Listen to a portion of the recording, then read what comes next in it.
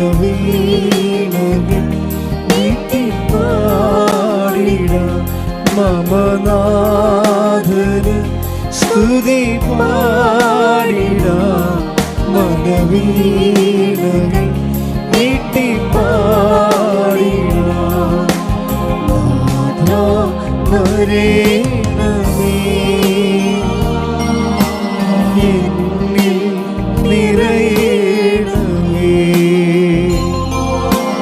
നാഥാ വരേണമേ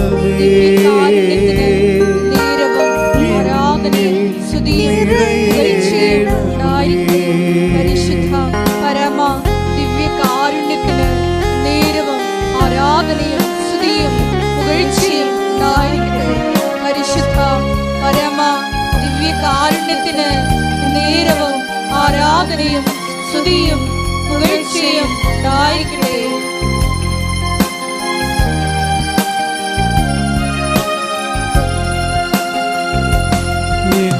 ജീവിത ദുഃഖങ്ങൾ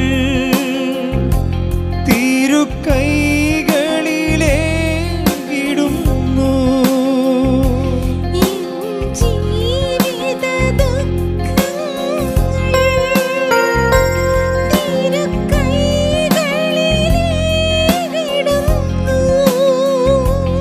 എൻ്റെ രോഗവും എൻ്റെ വേദനയും തിരുപാദത്തിൽ അർപ്പിക്കുന്നു.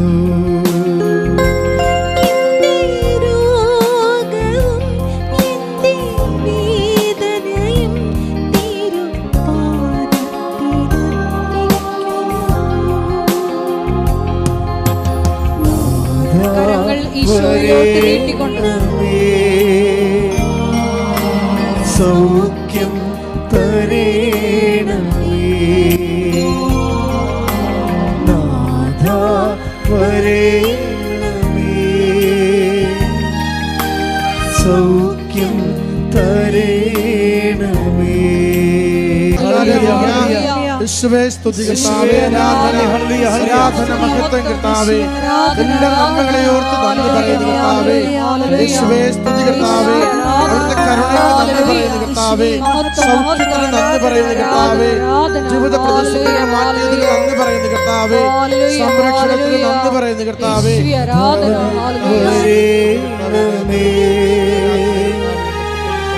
എന്നിൽ നിറയണമേ നാഥാ വരേണമേ എന്നിൽ നിറയണമേ.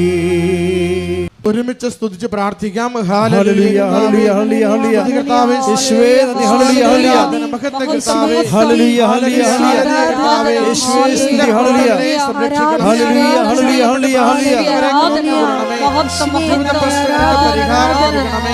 അവിടുത്തെ സംരക്ഷണയിൽ നയിക്കണമേ. ആരാധന ആരാധന ആരാധന നാഥാ വരേണമേ എന്നിൽ നിറയണമേ നാഥാ വരേണമേ എന്നിൽ നിറയണമേ.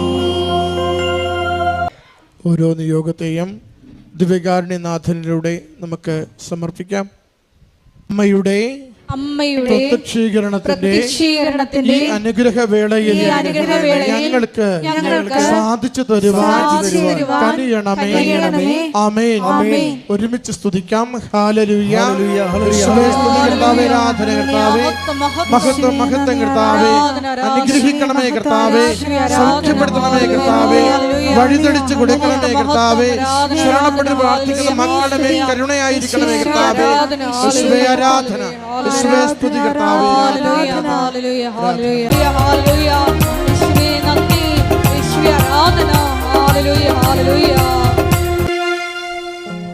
പരിശുദ്ധ പരമദിവ്യകാരുണ്യത്തിന് ആരാധനയും സ്തുതിയും പുകഴ്ചയും ഉണ്ടായിരിക്കട്ടെ. പരിശുദ്ധ പരമദിവ്യകാരുണ്യത്തിന് എന്നേരവും ആരാധനയും സ്തുതിയും പുകഴ്ചയും ഉണ്ടായിരിക്കട്ടെ. പരിശുദ്ധ പരമദിവ്യകാരുണ്യത്തിന് എന്നേരവും ആരാധനയും സ്തുതിയും പുകഴ്ചയും ഉണ്ടായിരിക്കട്ടെ.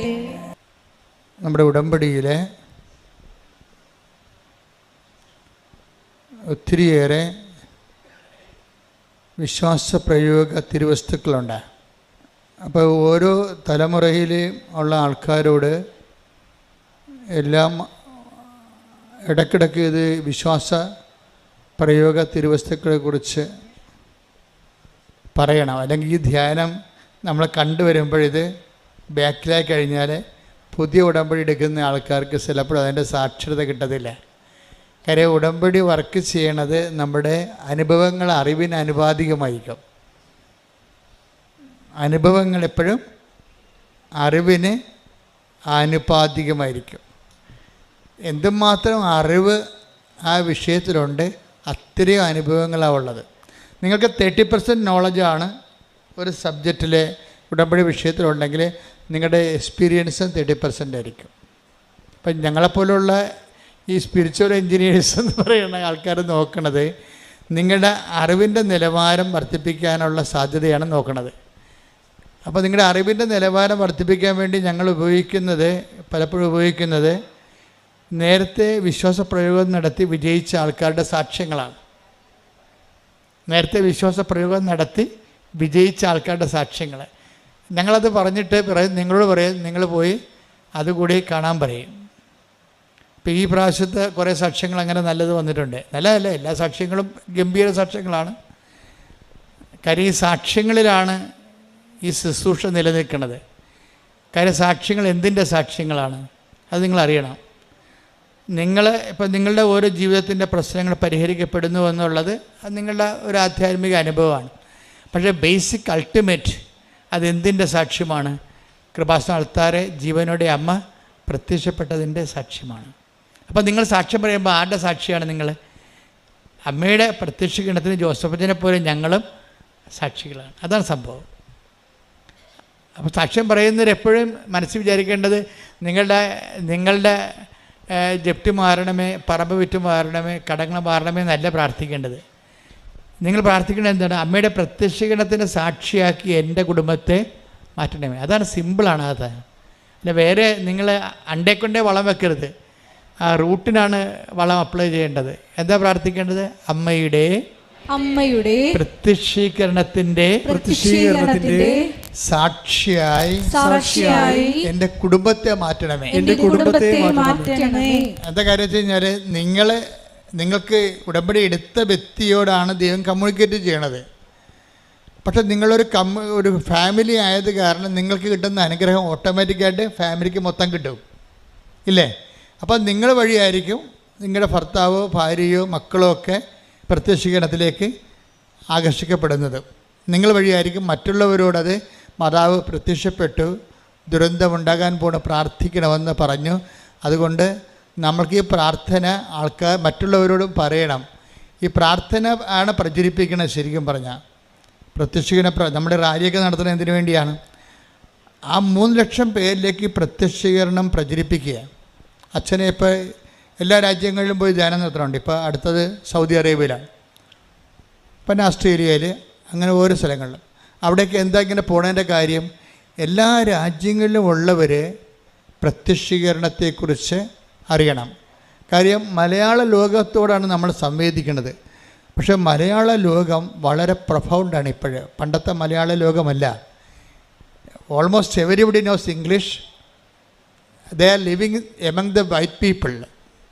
നമ്മുടെ ജനങ്ങളെല്ലാം വെള്ളക്കാരുടെയും മറ്റ് രാജ്യങ്ങളുടെ കൂടെ താമസിക്കുകയാണ്.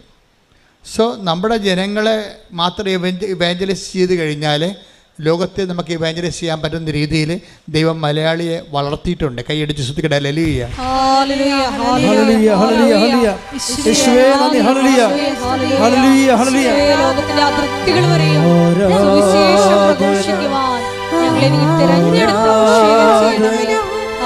ആത്മനാഥൻ യേശുവേ ആരാധന, ആരാധന.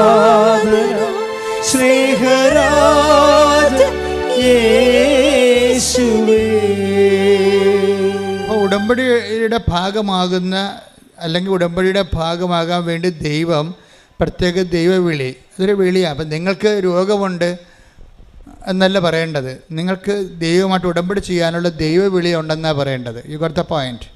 മനസ്സിലായില്ലേ? നിങ്ങൾക്ക് രോഗമുണ്ടെന്നൊന്നും പറഞ്ഞേക്കരുത്. നിങ്ങൾക്ക് അതിൻ്റെ ബേസിൽ നിങ്ങൾക്ക് ജോലിയില്ല എന്ന് നെഗറ്റീവായിട്ടല്ല പറയേണ്ടത്. നിങ്ങൾക്ക് ഈ ഒരു ഇല്ലായ്മ വെച്ചുകൊണ്ട് ദൈവമായിട്ട് ഉടമ്പടി ചെയ്യാനുള്ള ഒരു യോഗ്യതയുണ്ട്. ശ്രുതികട ഹല്ലേലൂയ.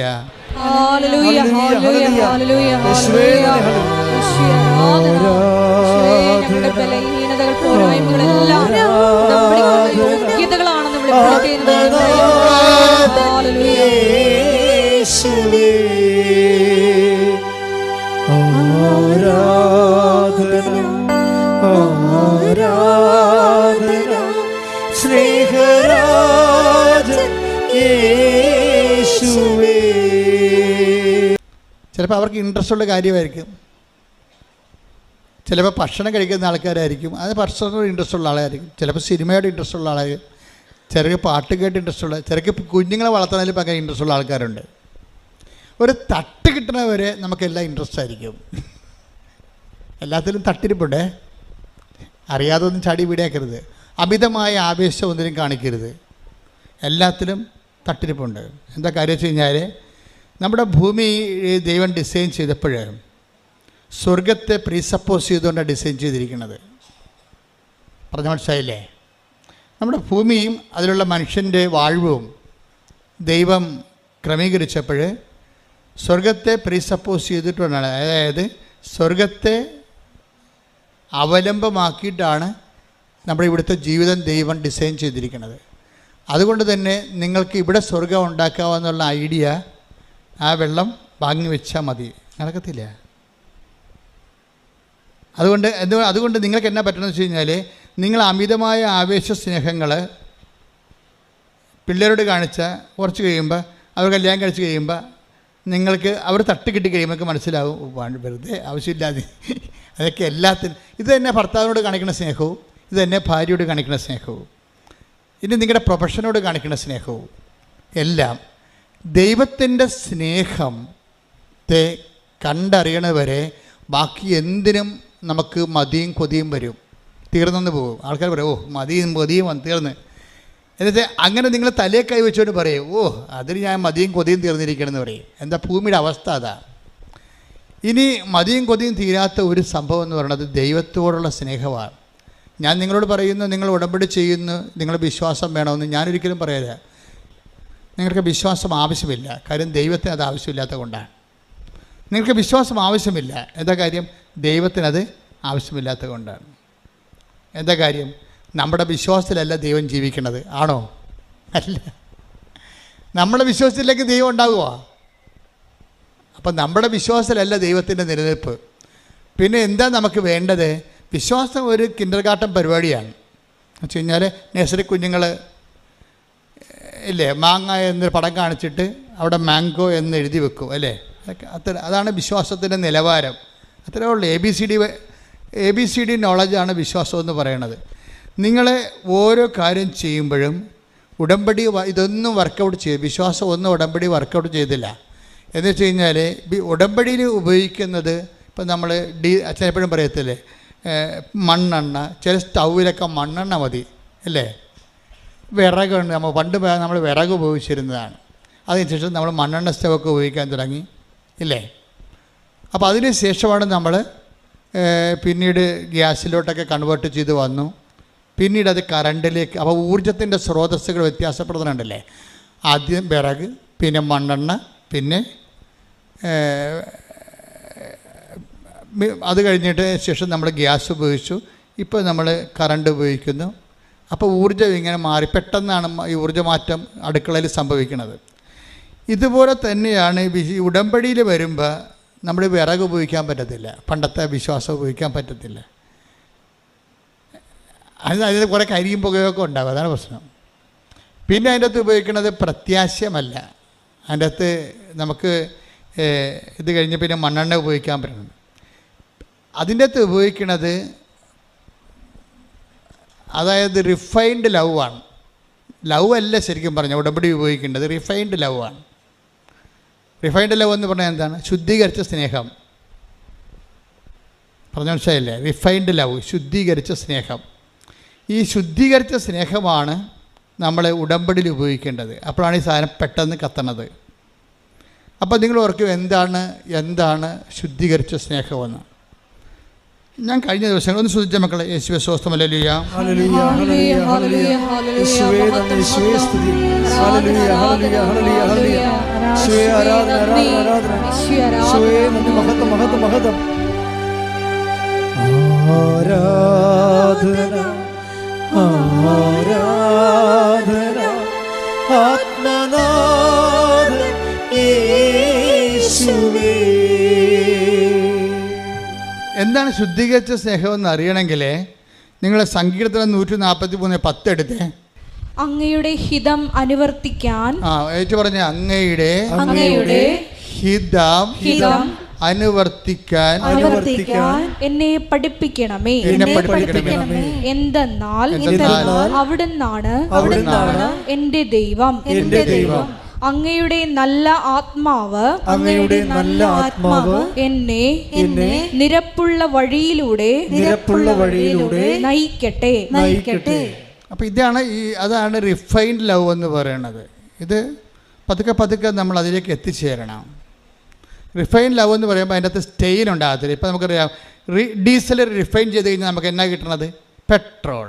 അപ്പോൾ അതിൻ്റെ കുറച്ച് സാധനങ്ങൾ റിഫൈൻഡ് കഴിയുമ്പോൾ കുറച്ച് അതിൽ നിന്ന് പോകുന്ന കുറച്ചധികം താറ് പോലെയുള്ള സാധനങ്ങൾ അതിൽ നിന്ന് പോകും.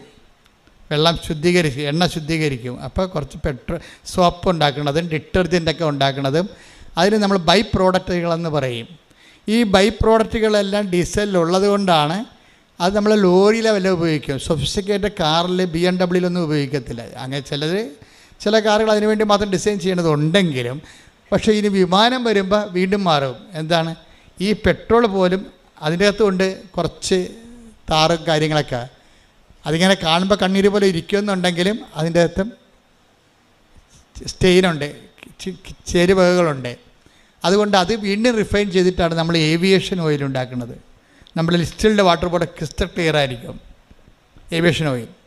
ഈ ഏവിയേഷൻ ഓയിലിലേക്കുള്ള ഈ താറിൻ്റെ വളർച്ചയില്ലേ, താറാണല്ലോ പിന്നീട് ഡീസലായിട്ടും പിന്നീട് പെട്രോളായിട്ടും പിന്നീട് ഏവിയേഷൻ ഓയിലായിട്ടും വരുമ്പോൾ ഈ താറ് ഇങ്ങനെ റിഫൈൻ ചെയ്തിട്ട് വരണത് ഈ ഡിസ്റ്റിൽഡ് വാട്ടർ പോലെ നമ്മുടെ കുത്തുവെക്കുമ്പോൾ ഉപയോഗിക്കുന്ന വെള്ളമില്ലേ, ഇഞ്ചക്ഷൻ വെള്ളത്തിൻ്റെ അതേ ക്രിസ്റ്റൽ ക്ലിയറിലേക്ക് ഈ റിഫൈൻഡ് വരും. ഇതാണ് സ്റ്റെയിൻഡ്. ഇതാണ് റിഫൈൻഡ് എന്ന് പറയുന്നത്, ശുദ്ധീകരിച്ച സ്നേഹം. കാര്യം നമ്മളുടെ എല്ലാ ദൈവസ്നേഹത്തിലും നമ്മളുടെ ആത്മാവുണ്ട് അതിൻ്റെ അകത്ത്. ഇപ്പം നമ്മൾ ദൈവത്തെ സ്നേഹിക്കുന്നു. ഇപ്പോൾ പശുവിനെ നമ്മൾ സ്നേഹിക്കുന്നു അല്ലേ?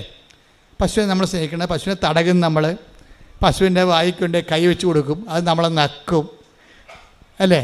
അപ്പോൾ കുഞ്ഞുങ്ങൾ തന്നെ, കാര്യം അതിനൊക്കെ ഔഷധ ശക്തി ഉണ്ടല്ലോ. അപ്പോൾ കുഞ്ഞുങ്ങൾ തന്നെ അതിൻ്റെ പിടിച്ച് പ്രസവിച്ച പശുവിൻ്റെ കുഞ്ഞുങ്ങൾ ഇടിച്ചതിൽ താഴെ വീണ് കഴിഞ്ഞാൽ ഉടനെ അമ്മ പശു എന്നാ ചെയ്യണത്? തല വളച്ചിട്ട് അതിൻ്റെ മുട്ട നക്കി കൊടുക്കണുണ്ടല്ലേ? അതിനത് വേദന സംഹാരിയാണത്. ശരിക്കും പറഞ്ഞാൽ അമ്മമാർക്ക് ദൈവം കൊടുത്തിരിക്കുന്ന ഒരു പ്രത്യേക കഴിവാണത്, പ്രകൃതി മൊത്തം ഉണ്ട്. അപ്പോൾ ഇത് ഇങ്ങനെ നമ്മളിപ്പോൾ പശുവിനെ സ്നേഹിക്കുന്നത്. അപ്പോൾ എന്തുകൊണ്ടാണ് സ്നേഹിക്കണത്? പശു നമുക്ക് പാല് തരുന്നു. നാട്ടുകാരുടെ വീട്ടിൽ പോയി എന്ത് പാലാണ് തരണം നമുക്കറിയത്തില്ലല്ലോ. അപ്പോൾ അതുകൊണ്ട് നമുക്ക് ശുദ്ധമായ പാല് കിട്ടാൻ വേണ്ടി നമ്മൾ പശുവിൻ്റെ ഇടയ്ക്ക് നമ്മൾ സ്നേഹിക്കുന്നു. പശുവിന് പുല്ല് കൊടുക്കുന്നു, കാടി കൊടുക്കുന്നു, കാറ്റിൽ കൊടുക്കുന്നു, ഓക്കെ കൊടുക്കുന്നു, പുഷ്ടി കൊടുക്കുന്നു. അങ്ങനെ ഓരോ സാധനം കൊടുത്തിട്ട് നമ്മുടെ പാല് കൂടുന്നുണ്ടോ നമ്മൾ നോക്കുന്നു, അളന്ന് നോക്കുന്നു, എന്നിട്ട് പിന്നെ കലക്കി നോക്കുന്നു, പിന്നെ ഗ്ലാസ്സിലെടുത്തിട്ട് കുലുക്കി നോക്കുന്നു. കാര്യം എന്താ? അതായത് ഈ പാലിൻ്റെ തടിപ്പ് കുറഞ്ഞാൽ കൂടിയെന്നറിയാൻ വേണ്ടി കുലുക്കി നോക്കും. അപ്പോൾ തടിപ്പുള്ള പാലുണ്ടാകും. അപ്പോൾ അങ്ങനെ വരുമ്പോൾ ഇതിനെല്ലാം നമ്മൾ ശ്രദ്ധിക്കും. എന്നിട്ട് നമ്മൾക്ക് അതനുസരിച്ച് നമ്മൾ ഓക്കെ മാറ്റിയെടുത്ത് പുഷ്ടിയാക്കി മാറ്റും. ചിലപ്പോൾ പുളിങ്കുരു കൊടുക്കും, ഇടിച്ചു കൊടുക്കും, പിണ്ണാക്ക്. ഇതെല്ലാം നമ്മുടെ ഉദ്ദേശം പാല് കട്ടിയുള്ളതായിരിക്കണം, ശുദ്ധിയുള്ളതായിരിക്കണം. അപ്പോൾ നമ്മൾ സ്നേഹിക്കുകയാണ് ആരാണ്? പശുവിനെ പുഷ്ടി കൊടുത്തും ഓക്കെ കൊടുത്തും സ്നേഹിക്കുക. നിങ്ങൾ ഓക്കെ കൊടുക്കുന്നതിന് പകരം ദൈവത്തിന് ഉടമ്പടി കൊടുക്കുകയാണ്. അത്രേ ഉള്ള വ്യത്യാസം. എന്താ കാര്യം? നമുക്ക് വല്ല 10 മാർക്ക് കൂടുതൽ കിട്ടണം. മനസ്സിലായില്ലേ? പശുവിന് ഓക്കെ കൊടുക്കുന്നതിന് പകരം ദൈവത്തിന് നിങ്ങൾ ഉടമ്പടി കൊടുത്തിട്ട് അതനുസരിച്ച് ചെയ്യാൻ നോക്കുന്നു. ഉദ്ദേശം എന്താ? ഉദ്ദേശം നമുക്ക് നമ്മുടെ ജപ്തി നടപടി മാറണം. അപ്പോൾ ഇതിൻ്റെ അകത്തെല്ലാം നമ്മുടെ ഒരു ആഗ്രഹം കിടക്കുന്നുണ്ട്. ദൈവത്തിൻ്റെ കാര്യമാണെങ്കിൽ പോലും നമ്മുടെ ഒരു ആഗ്രഹം കിടപ്പുണ്ട്.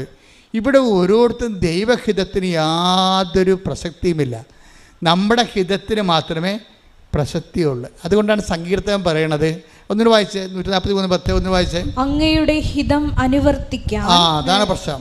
ഒരു പ്രൊവിഷൻ എപ്പോഴും അതിനിട്ടേക്കണം. എന്താണ് എന്ന് പറഞ്ഞ അങ്ങയുടെ ഹിതം അനുവർത്തിക്കാൻ എന്നെ പഠിപ്പിക്കണമേ. എങ്ങനെ പഠിപ്പിക്കും? അനുഭവങ്ങളാണ് അധ്യാപകൻ. അനുഭവങ്ങളിലൂടെ പഠിക്കാൻ പറ്റത്തുള്ളൂ നമുക്ക്. അപ്പോൾ ഈ അനുഭവങ്ങൾ വരുമ്പോൾ ചില അനുഭവങ്ങൾ എല്ലാം നമ്മുടെ ഹിതം പോലെ എടുക്കരുത്. നിങ്ങളെ മനസ്സിലായില്ലേ? 6 നിയോഗങ്ങൾ ഇട്ടാൽ ഒരു 2 എണ്ണമെങ്കിലും നിങ്ങൾ ദൈവത്തിന് ഓപ്ഷൻ വെക്കണം. മനസ്സിലായ? അതാണ് ആ സങ്കീർത്തനം പറയണത്. എന്താ പറയണത്? അങ്ങയുടെ ഹിതം അനുവർത്തിക്കാൻ എന്നെ പഠിപ്പിക്കണമേ. അപ്പം പഠിപ്പിക്കണം എന്ന് വെച്ച് കഴിഞ്ഞാൽ ദൈവം പഠിപ്പിക്കണം എങ്ങനെയാണ്? അനുഭവങ്ങളിലൂടെയാണ് പഠിപ്പിക്കത്തുള്ളൂ. അല്ലാതെ ദൈവം വന്ന് നേരിട്ട് ഇങ്ങോട്ട് വന്നിട്ട് ഓട്ടോറിക്ഷ വന്ന് ഇറങ്ങിയിട്ട് നമ്മളെ പഠിക്കുക, പുസ്തകം സ്ലൈറ്റ് എടുക്കുക എന്ന് പറഞ്ഞ് പഠിപ്പിക്കുക ഇല്ല. We will get A experience. നമ്മുടെ എക്സ്പീരിയൻസിൽ നിന്നാണ് നമ്മൾ ദൈവത്തിൻ്റെ ഹിതം അനുവർത്തിക്കാൻ പഠിക്കണത്. ഇപ്പം നിനക്ക് 16 കൊല്ലം മക്കളില്ല, ഓക്കെ, 16 കൊല്ലം മക്കളില്ല എന്ന് പറഞ്ഞ് നീ ഉടമ്പടിയും എടുത്തിട്ടുണ്ട്, എല്ലാ കാര്യങ്ങളും ചെയ്യുന്നുണ്ട്, ഓക്കെ. പക്ഷേ നീ നോക്കി നിൽക്കുമ്പോൾ ഇപ്പം ഇന്നലെ കഴിഞ്ഞ ദിവസം ഒരു സാക്ഷ്യം ഉണ്ടായി. എന്ത് സാക്ഷ്യം എന്ന് വെച്ച് കഴിഞ്ഞാൽ, ആദ്യമായിട്ടാണ് എനിക്ക് അങ്ങനെ ഒരു സാക്ഷ്യം എന്ന് പറഞ്ഞത്. അത് വെച്ച് കഴിഞ്ഞാൽ അവർക്ക് 25 വർഷമായിട്ട് മക്കളില്ല. എന്നെ തൊട്ടൊരു സാക്ഷ്യമാണത്. 25 വർഷമായിട്ട് അവർക്ക് മക്കളില്ല.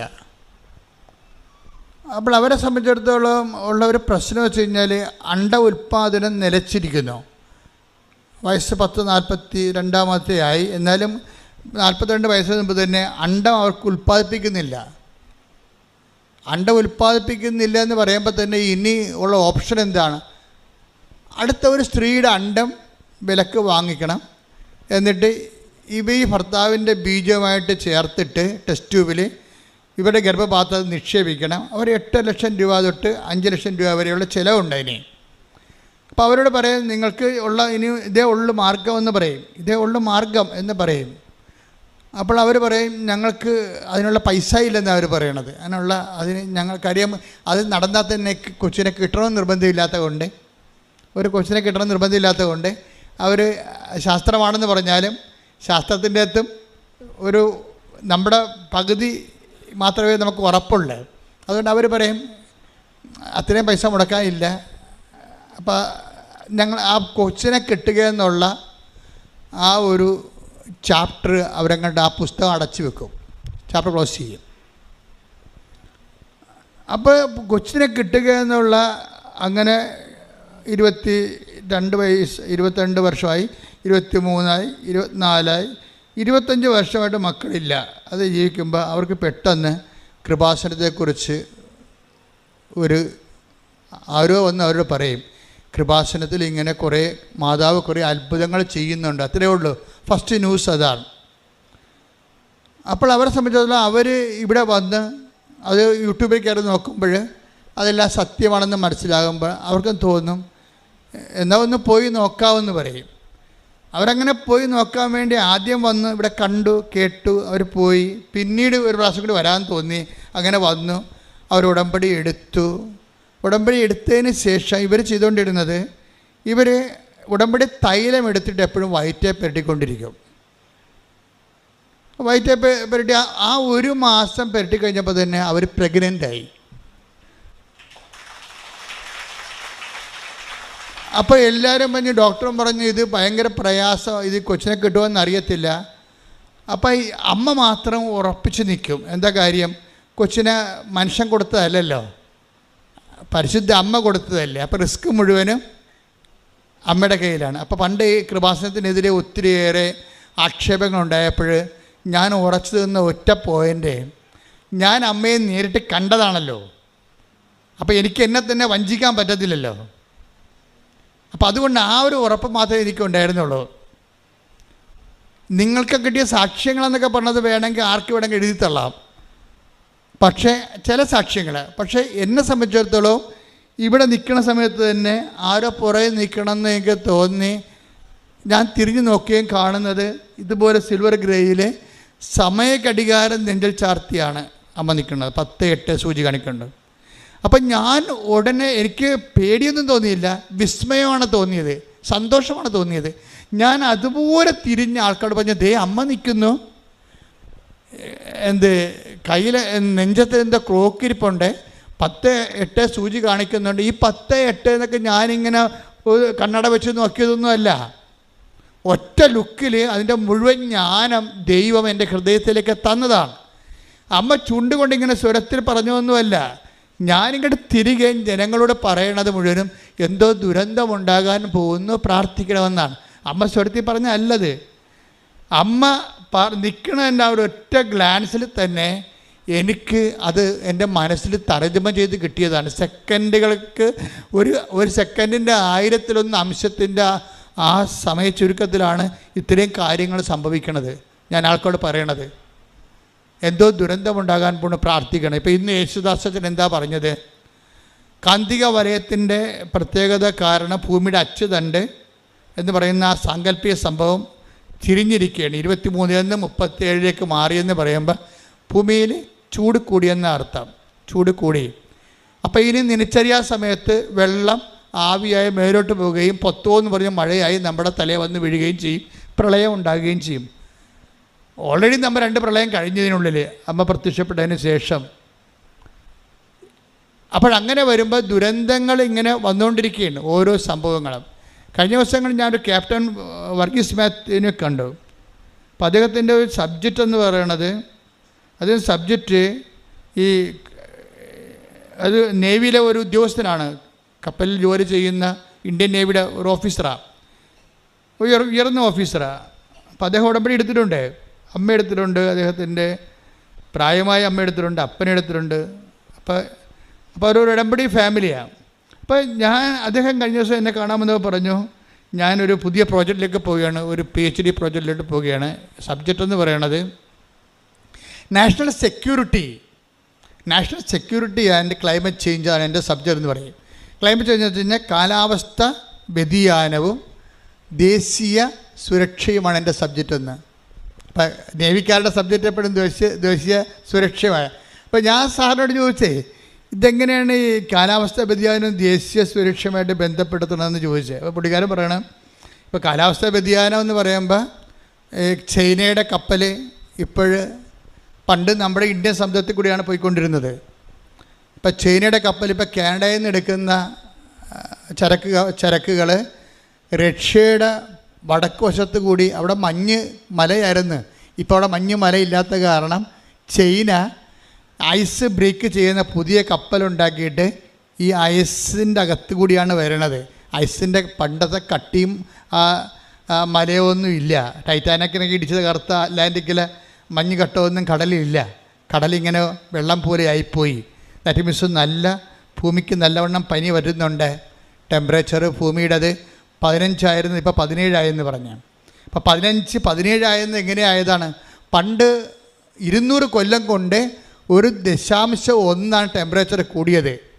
അതിന്ന് 20 കൊല്ലം കൊണ്ട് 2 പോയിൻ്റ് കൂടിയിരിക്കുകയാണ്. 0.1 ടെമ്പറേച്ചർ കൂടിയത് 200 കൊല്ലം മുമ്പ്. ഇപ്പോഴത് 20 കൊല്ലം കൊണ്ട് 2 പോയിൻ്റ് കൂടി. വെച്ചാൽ 15 എന്നുള്ള ഭൂമിയുടെ സ്വാഭാവികമായ കോമൺ ടെമ്പറേച്ചർ 17 വന്നപ്പോൾ ധ്രുവപ്രദേശങ്ങൾ ഉരുകാൻ തുടങ്ങി. അപ്പം അങ്ങനെ വന്നു കഴിഞ്ഞാൽ തീരദേശത്ത് വെള്ളം കയറും. തീരദേശത്ത് വെള്ളം കയറിക്കഴിഞ്ഞാൽ ജനങ്ങളെ മാറ്റിപ്പാർപ്പിക്കേണ്ടി വരും. മാറ്റിപ്പാർപ്പിക്കേണ്ടി വന്നാൽ ആലപ്പുഴക്കാരെ കൊണ്ട് കോട്ടയത്ത് താമസിപ്പിക്കേണ്ടി വരും. അപ്പോൾ പിന്നെ ആലപ്പുഴ ആര് താമസിക്കും? അതാണ് പ്രശ്നം. ആലപ്പുഴ ആര് താമസിക്കും? ആലപ്പുഴ വേലിയിറക്കം വരുമ്പോൾ ഈ ഇറക്കമുണ്ടല്ലോ, ലൂണാറാണല്ലോ സംഭവം, ചന്ദ്രനാണല്ലോ വെള്ളത്തെ കേന്ദ്രീകരിക്കുന്നതും വിടുന്നതും ആകർഷണം, വേലി ചന്ദ്രൻ ഭൂമിയുടെ അടുത്തേക്ക് വരുമ്പോൾ വെള്ളം എല്ലാം കൂടി ചന്ദ്രൻ്റെ അടുത്തേക്ക് ചെല്ലും. അപ്പോൾ വേലി ഇറക്കം ഉണ്ടാവും. അപ്പോൾ വേറെ സ്ഥലത്ത് വെള്ളി കയറ്റം ഉണ്ടാവും. ചന്ദ്രൻ അവിടെ നിന്ന് മാറി പുറകോട്ട് വരുമ്പോൾ വെള്ളം താഴേക്ക് ഇറങ്ങി വരും. അപ്പോൾ 6 മണിക്കൂറാണ് ചന്ദ്രൻ്റെ മാറ്റം വരണത്. ഈ മാറ്റത്തിനുള്ളിൽ ആൾക്കാർ ഒഴിഞ്ഞുപോയ 12 കിലോമീറ്ററിലേക്ക് ഭീകരന്മാർ വരുമെന്നാണ് അവർ പറയണത്. അതാണ് വിഷയം. അതാണ് നാഷണൽ സെക്യൂരിറ്റി. മോയ്ക്ക് ആ പഠനം പോണ പോക്ക് കണ്ടില്ലേ? അവിടെ കള്ളക്കടത്തും ആയുധ വ്യാപാരവും ഒക്കെ നടക്കും. നമ്മുടെ ഗുജറാത്തിൻ്റെ തീരത്ത് നടന്ന പോലെ ഈ മേഖലയിൽ നടക്കും. അതാണ് national security, climate change and national security. ഒരു ഉയർന്ന നേവി ഓഫീസറിൻ്റെ പുതിയ പഠനങ്ങളിലെ സബ്ജക്റ്റുകളാണ്. അപ്പോൾ ഞാനിത് കേട്ടപ്പോൾ ഞാനോട് ദൈവമേ 2004 ഡിസംബർ 7-ാം തീയതി അമ്മ പറഞ്ഞത് എന്താ? ഈ ക്ലൈമറ്റ് ചേഞ്ചിൻ്റെ ഉടുപ്പാണ് ഇട്ടിരിക്കുന്നത്. കണ്ടില്ലേ? സിൽവർ ഗ്രേ കാർമേഘത്തിൻ്റെ കളറ്. എന്താണ്? ദുരന്തം ഉണ്ടാകാൻ പോണ്. പ്രാർത്ഥിക്കണം. ഈ പ്രത്യക്ഷീകരണത്തിൻ്റെ ഇന്ന് മുതൽ ഡിസംബർ 1-ാം തീയതി മുതൽ ആരംഭിക്കുകയാണ്. പ്രത്യക്ഷീകരണത്തിൻ്റെ ആ സന്ദേശം കൈമാറുന്ന ഇന്ന് മുതൽ ഡിസംബർ 7-ാം തീയതി വരെ ഉള്ള ദിവസങ്ങൾ നമുക്ക് പ്രാർത്ഥനയുടെ ദിവസങ്ങളാണ്. കാര്യം ദൈവം പറഞ്ഞിട്ട് ജനങ്ങളുടെ ജീവനും സ്വത്തും സംരക്ഷിക്കുക. നമുക്കിന്ന് യേശുദാസൻ പറഞ്ഞില്ലേ, ദൈവത്തിന് എല്ലാവരോടും പറയാൻ പറ്റത്തില്ല. ആരോട് പറയാൻ പറ്റും? ഈ ഭൂമിയിൽ 800 കോടി ജനങ്ങളുണ്ടെങ്കിൽ ഒരു 10-200 കോടിക്ക് മാത്രമേ ദൈവത്തിനെക്കുറിച്ച് ഒരു വിശ്വാസമുള്ളൂ. ബാക്കി 600 കോടിക്കും വിശ്വാസമില്ല. അപ്പോൾ വിശ്വാസം ഇല്ലാത്തവരോട് ദൈവം എന്ത് പറയാനാ? അപ്പോൾ വിശ്വാസം ഉള്ളവരോട് പറയുമ്പോഴേ ആ വിശ്വാസം ഉള്ളവരുടെ ഉത്തരവാദിത്വം ഈ ബാക്കി 600 കോടിയെ കൂടി സംരക്ഷിക്കേണ്ട വലിയ ഉത്തരവാദിത്വമാണ്. മനസ്സിലായില്ലേ? അതുകൊണ്ട് തന്നെ ഈ ദുരന്തത്തിൻ്റെ സന്ദേശം ഒരു ആഗോള സന്ദേശമാണിത്. അതാണ് സമയം കുറഞ്ഞിരിക്കുന്നു എന്നുള്ള സൂചനയാണ് സമയഘടികാരം നെഞ്ചിൽ ചാർത്തിയത്. ഇതൊന്നും സത്യം പറഞ്ഞാൽ അന്ന് എനിക്ക് അറിയാൻ പാടില്ലായിരുന്നു. ഇന്നിപ്പോൾ അമ്മ പറഞ്ഞതിന് ശേഷം സംഭവിക്കുന്ന ഓരോ സംഭവങ്ങളെക്കുറിച്ചൊക്കെ കാണുമ്പോഴാണ് സമയച്ചുരുക്കം കാണിക്കുന്ന ആളാണ് അമ്മ. സമയത്തിൻ്റെ അധികാരിയാണ്, സഞ്ചാരി മാതാവാണ്. ഓരോ സ്ഥലത്തും ദുരന്തം ഉണ്ടാകാൻ പോകുന്ന സ്ഥലത്ത് വിശ്വാസ ദുരന്തമായാലും ജീവിത ദുരന്തമായാലും യുദ്ധങ്ങളിലൂടെ ഉണ്ടാകുന്ന ദുരന്തമായാലും വിശ്വാസ പരാജയമായാലും വിപ്ലവമായാലും ഒക്കെ എവിടെയാണ് വിശ്വാസം തകർക്കപ്പെടുന്നത് അവിടെ അമ്മയുടെ സാന്നിധ്യമുണ്ട്. അതാണ് സഞ്ചാരം എന്ന് പറയണത്. സഞ്ചാരി മാതാവ് സമയത്തിൻ്റെ അധികാരി എന്ന് പറയണത്. മാതാവ് ബേസിക്കായിട്ട് സഞ്ചാരിയാണ്. പക്ഷേ കൃപാസന്ധ്യ വരുമ്പോൾ സമയത്തിൻ്റെ കൂടി അധികാരിയായിട്ടത് മാറുന്നു. എന്താണ്? സമയമായില്ല എന്നല്ല ഈശോ പറയണത്. കാനായില്ലേ? അപ്പോൾ അമ്മ എന്താ പറയണത്? അവൻ പറയണ പോലെ ചെയ്തുകൊണ്ട് സുവിശേഷ വിഹിതമായി ജീവിച്ചുകൊണ്ട് ദൈവത്തിൻ്റെ ഇടപെടലിൻ്റെ സമയം ചുരുക്കാൻ പറയുകയാണ്. അതാണ് ഉടമ്പടി. കൈയടിച്ച് ശ്രദ്ധിക്കട്ടെ. ഹല്ലേലൂയ, ഹല്ലേലൂയ, ഹല്ലേലൂയ, ഹല്ലേലൂയ, ഹല്ലേലൂയ, ആരാധന യേശുവേ, നന്ദി യേശുവേ, മഹത്വം. ശ്രദ്ധിക്കട്ടെ. ഹല്ലേലൂയ, ഹല്ലേലൂയ, ഹല്ലേലൂയ, യേശുവേ നന്ദി. ഹല്ലേലൂയ, ഹല്ലേലൂയ, ഹല്ലേലൂയ, യേശുവേ ആരാധന, ഹല്ലേലൂയ, ഹല്ലേലൂയ. പരമദിവ്യകാരുണ്യത്തിന് നേരവും ആരാധനയും സ്തുതിയും പുകഴ്ചയും ഉണ്ടായിരിക്കട്ടെ. പരിശുദ്ധ പരമദിവ്യകാരുണ്യത്തിന് നേരവും ആരാധനയും സ്തുതിയും പുകഴ്ചയും ഉണ്ടായിരിക്കട്ടെ. പരിശുദ്ധ പരമദിവ്യകാരുണ്യത്തിന് നേരവും ആരാധനയും സ്തുതിയും പുകഴ്ചയും ഉണ്ടായിരിക്കട്ടെ. ഞാനീ പറഞ്ഞത് കേട്ട് റിയൽ എസ്റ്റേറ്റുകാരും സ്ഥലം എടുക്കാൻ വേണ്ടി കടപ്പുറത്ത് വരരുത് കേട്ടോ, ഓടിച്ചിടുവേ. ഇത് വർഷങ്ങൾക്ക് ശേഷം സംഭവിക്കുന്ന വിഷയങ്ങളാണ്. അല്ലാതെ നിങ്ങൾ ആരും ഇത് കണ്ടിട്ട് ഇപ്പം തന്നെ വന്ന് കടപ്പുറത്ത് സ്ഥലം എടുത്തേക്കാന്ന് വിചാരിക്കരുത്. പാവത്തുങ്ങളോട് സമാധാനം ജീവിക്കട്ടെ. ഈ തലമുറയിലും അടുത്ത തലമുറയിലും ഈ പ്രശ്നങ്ങളൊന്നുമില്ല. പതുക്കെ ഉണ്ടാകുന്ന ചില വിഷയങ്ങളെക്കുറിച്ച് ഗവൺമെൻറ് പഠിക്കുന്നു എന്നുള്ളതാണ് സൂചന. പക്ഷേ നമ്മുടെ സബ്ജക്റ്റ് എന്താണ്? അമ്മ ഇതിക്ക് മുമ്പ് നേരത്തെ പറഞ്ഞിരിക്കുന്നു, നമുക്ക് പ്രാർത്ഥിക്കാൻ സമയമുണ്ട്. ഈ വിജയകുമാർ ചില സമയത്ത് പറയും, എന്താ അച്ഛാ നമ്മൾ കർത്താവിൻ്റെ കൂടെ നിന്നിട്ട് എന്താണ് all the problems are always in queue എന്ന് വിജയകുമാർ എന്നോട് ചോദിക്കും. എന്ന് വെച്ച് കഴിഞ്ഞാൽ എന്തുകൊണ്ടാണ് പ്രശ്നങ്ങൾ എപ്പോഴും ഇങ്ങനെ ക്യൂവിൽ നിൽക്കണം ചോദിക്കും. അപ്പം ഞാൻ പറഞ്ഞു, ഇപ്പം എന്നാ പറ്റി? ഇപ്പം ആ സ്ഥലം എടുത്തവൻ എൻ്റെ സ്ഥലത്തിൻ്റെ അടുത്ത് അവിടെ സ്ഥലം റെസിഡൻഷ്യൽ ഏരിയ അല്ല. അല്ല, എൻ്റെ അടുത്ത് റെസിഡൻഷ്യൽ ഏരിയ ഉണ്ട്. അതുകൊണ്ട് ഇത് സ്ഥലം കോറി സ്ഥലമാണ്. അതുകൊണ്ട് ഈ സ്ഥലം സ്വകാര്യ വ്യക്തിയിൽ എടുക്കരുത്, ഗവൺമെൻറ്റിൻ്റെ പ്രൊജക്റ്റിലുള്ള ഏരിയ ആണെന്നും പറഞ്ഞൊരു കേസ് കൊടുത്തിരിക്കുകയാണ്. അപ്പോൾ എൻ്റെ കാശെല്ലാം പോയെന്ന് പറഞ്ഞു. അപ്പോൾ ഞാൻ സാറിനോട് ചോദിച്ചൊരു കാര്യം എന്ന് വെച്ച് കഴിഞ്ഞാൽ എന്തുമാത്രം ടൈമുണ്ട് ബാക്കിയെന്ന് ചോദിച്ചു. ആ കേസ് നിലവിൽ വരാൻ ഇത് നടപ്പിൽ വരാൻ എന്തുമാത്രം സമയമുണ്ടെന്ന് ചോദിച്ചു. അപ്പോൾ അദ്ദേഹം പറഞ്ഞു സമയം കുറച്ചുണ്ട്. ഞാൻ പറഞ്ഞു അപ്പോൾ ഇനി ആരാധനയ്ക്ക് അല്ലേ സമയം കുറച്ച് ബാക്കിയുണ്ടെന്ന് പറഞ്ഞു. അപ്പോഴേ ഞാനെന്താ തിരിച്ചു പറഞ്ഞത്, അങ്ങനെയാണെങ്കിൽ കുഴപ്പമില്ല, സമയം ഉണ്ടാകണമല്ല പ്രശ്നം. സമയം ഉണ്ടെങ്കിൽ എന്താ ഗുണം? പ്രാർത്ഥിക്കാൻ പറ്റും, സുവിശേഷവിധമായി ജീവിക്കാൻ പറ്റും, സുവിശേഷ സാക്ഷ്യം ചെയ്തുകൊണ്ട് ദൈവത്തെ അതിൻ്റെ അകത്ത് കക്ഷി ചേർക്കാൻ പറ്റും. നമ്മുടെ പ്രോബ്ലത്തിൽ ദൈവത്തെ കക്ഷി ചേർക്കുക, അതിനാണ് നമുക്ക് സമയം ഉപയോഗിക്കേണ്ടത്. അതിന് ഏറ്റവും സുനിശ്ചിതമായ മാർഗ്ഗമാണ് ഈ ഉടമ്പടി എന്ന് പറയുന്നത്. അതുകൊണ്ടാണ് ഈ 60-65 വയസ്സ് കഴിഞ്ഞാൽ പിന്നെ ഉടമ്പടി എടുക്കണ്ട എന്ന് ഞാൻ പറയേണ്ട കാര്യം. നിങ്ങൾ ആദ്യം ആരംഭ ശൂരത്തെപ്പോൾ എടുക്കും, പിന്നെ നിങ്ങൾ ഇതിൻ്റെ കാര്യങ്ങളൊന്നും ചെയ്യത്തില്ല. ഇതിൻ്റെ സയൻസ് നിങ്ങൾക്ക് അറിയത്തില്ല. ഇത് നിങ്ങൾ യുദാസുബ്നുവിൻ്റെ പെട്ടി കൊണ്ടുപോയി ഈ ആടനെ മേടിക്കണം, മരുമകളെ പ്രസവിക്കണം എന്നൊക്കെ പറഞ്ഞ് എഴുതുന്ന പരിപാടിയല്ല ഇത്. ഇതെന്ന് പറഞ്ഞാൽ ദൈവഹിതപ്രകാരം ജീവിക്കണം. ആ ജീവിക്കണമെങ്കിൽ എന്ത് ചെയ്യണം? സങ്കീർത്തനം 143:10 വർക്കൗട്ട് ചെയ്യണം. അതൊന്നിട്ട് വായിച്ച് അങ്ങയുടെ ഹിതം അനുവർത്തിക്കാൻ പറഞ്ഞു. അങ്ങയുടെ ഹിതം അനുവർത്തിക്കാൻ എന്നെ പഠിപ്പിക്കണമേ. എന്തെന്നാൽ അവിടുന്നാണ് എന്റെ ദൈവം. അങ്ങയുടെ നല്ല ആത്മാവ് എന്നെ നിരപ്പുള്ള വഴിയിലൂടെ നയിക്കട്ടെ. അപ്പോൾ ദൈവത്തിൻ്റെ ആത്മാവിനെ കുറിച്ച് സങ്കീർത്തനം കിട്ടിയിരിക്കുന്ന ഒരു ഐഡിയ, ദൈവത്തിൻ്റെ ആത്മാവ് നല്ല ആത്മാവെന്നാണ്. അപ്പോൾ നമ്മുടെ ആത്മാവിൻ്റെ അവസ്ഥ എന്തായിരിക്കും? കെട്ട ആത്മാവാണ്. എന്താ കാര്യം? ഇതിലെല്ലാം നമ്മളുടെ സൂത്രപ്പണികളെല്ലാം അതിൻ്റെ തിരിപ്പുണ്ട്. ഉടമ്പടി വെക്കുമ്പോൾ പോലും അതിൻ്റെ അകത്ത് ഉടായ്പുണ്ട്. അതാണ് നല്ല ആത്മാവെന്ന് പറയണത്. അതാണ് ഞാൻ നേരത്തെ പറഞ്ഞു റിഫൈൻഡ്, ഉടമ്പടിയിൽ ഉപയോഗിക്കേണ്ട റിഫൈൻഡ് ലവ് ആണെന്ന്. എന്ന് വെച്ചാൽ റിഫൈൻഡ് ലവ് എന്ന് പറഞ്ഞാൽ ശുദ്ധീകരിച്ച സ്നേഹം. ശുദ്ധീകരിച്ച സ്നേഹം എന്ന് പറഞ്ഞാൽ എന്താണ്? അതിൻ്റെ അകത്ത് അൾട്ടിമേറ്റ് പ്രാധാന്യം ആർക്കാണ്? ഈശോയുടെ പ്രാർത്ഥനയിലുള്ള ഈശോയുടെ പ്രാർത്ഥനയ്ക്ക് ഗുണം എന്താണ്? എൻ്റെ ഇഷ്ടമല്ല, അങ്ങയുടെ ഇഷ്ടം നിറവേറട്ടെ. അപ്പോൾ ജീവിതത്തിൻ്റെ അകത്ത് നല്ല ഒരു വിഷയങ്ങൾക്കെല്ലാം ദൈവ ഇഷ്ടത്തിന് പ്രാധാന്യം കൊടുക്കണം. ഇപ്പോൾ ഇന്നലെ ഒരു പെങ്കൊച്ച് ഇവിടെ വന്നിട്ടുണ്ടായിരുന്നു. അപ്പോൾ അവളോട് സംസാരിച്ചപ്പോഴേ ഞാൻ ശ്രദ്ധിച്ചു, അമ്മയുടെയും മകളുടെയും മുഖഭാവങ്ങൾ എൻ്റെ ഉപദേശത്തിൻ്റെ സമയത്ത് മാറി മാറി ഞാൻ വാച്ച് ചെയ്തായിരുന്നു. അപ്പോൾ മകൾ എന്നോട് പറഞ്ഞ്, അപ്പോൾ അവൾ ഇവിടെ ന്യൂസിലൻഡിൽ അവരെ വർക്ക് ചെയ്യണം. അപ്പോൾ അവളെ സംബന്ധിച്ചിടത്തോളം ഈ ഇടയ്ക്ക് അവൾക്ക് റുമാറ്റിക് പെയിൻ വന്നു, വാതരോഗം. അപ്പോൾ ഞാൻ ചോദിച്ചു, നീ ഉടമ്പടി എടുത്തപ്പോൾ നിൻ്റെ വാദം ഒന്നും അമ്മയെടുത്ത് പറഞ്ഞില്ലേ? ഇല്ല അച്ഛാ, ഞാൻ നിത്യതയാണ് പറഞ്ഞിരിക്കണമെന്ന് പറഞ്ഞ്. നിത്യത, അതായത് ഉടമ്പടി എടുത്തപ്പോൾ അവർ ന്യൂസിലൻഡിലെ ഒരു ചെറുപ്പക്കാരത്തിയായ നേഴ്സാണ്. പക്ഷേ ഉടമ്പടി എടുത്ത് വെച്ചിരിക്കുന്ന 6 കാര്യങ്ങൾക്കെല്ലാം തന്നെ എഴുതിയിരിക്കണത് നിത്യതയുമായിട്ട് ബന്ധപ്പെട്ട കാര്യങ്ങൾ എഴുതിയിരിക്കണം. അപ്പോൾ ഞാൻ യൂത്തൊക്കെ എന്തുമാത്രം ഇപ്പോൾ അറിയുന്നു. അതാണ് വിഷയം കണ്ടില്ലേ? യൂത്തിൻ്റെയൊക്കെ അവസ്ഥ കണ്ടില്ലേ?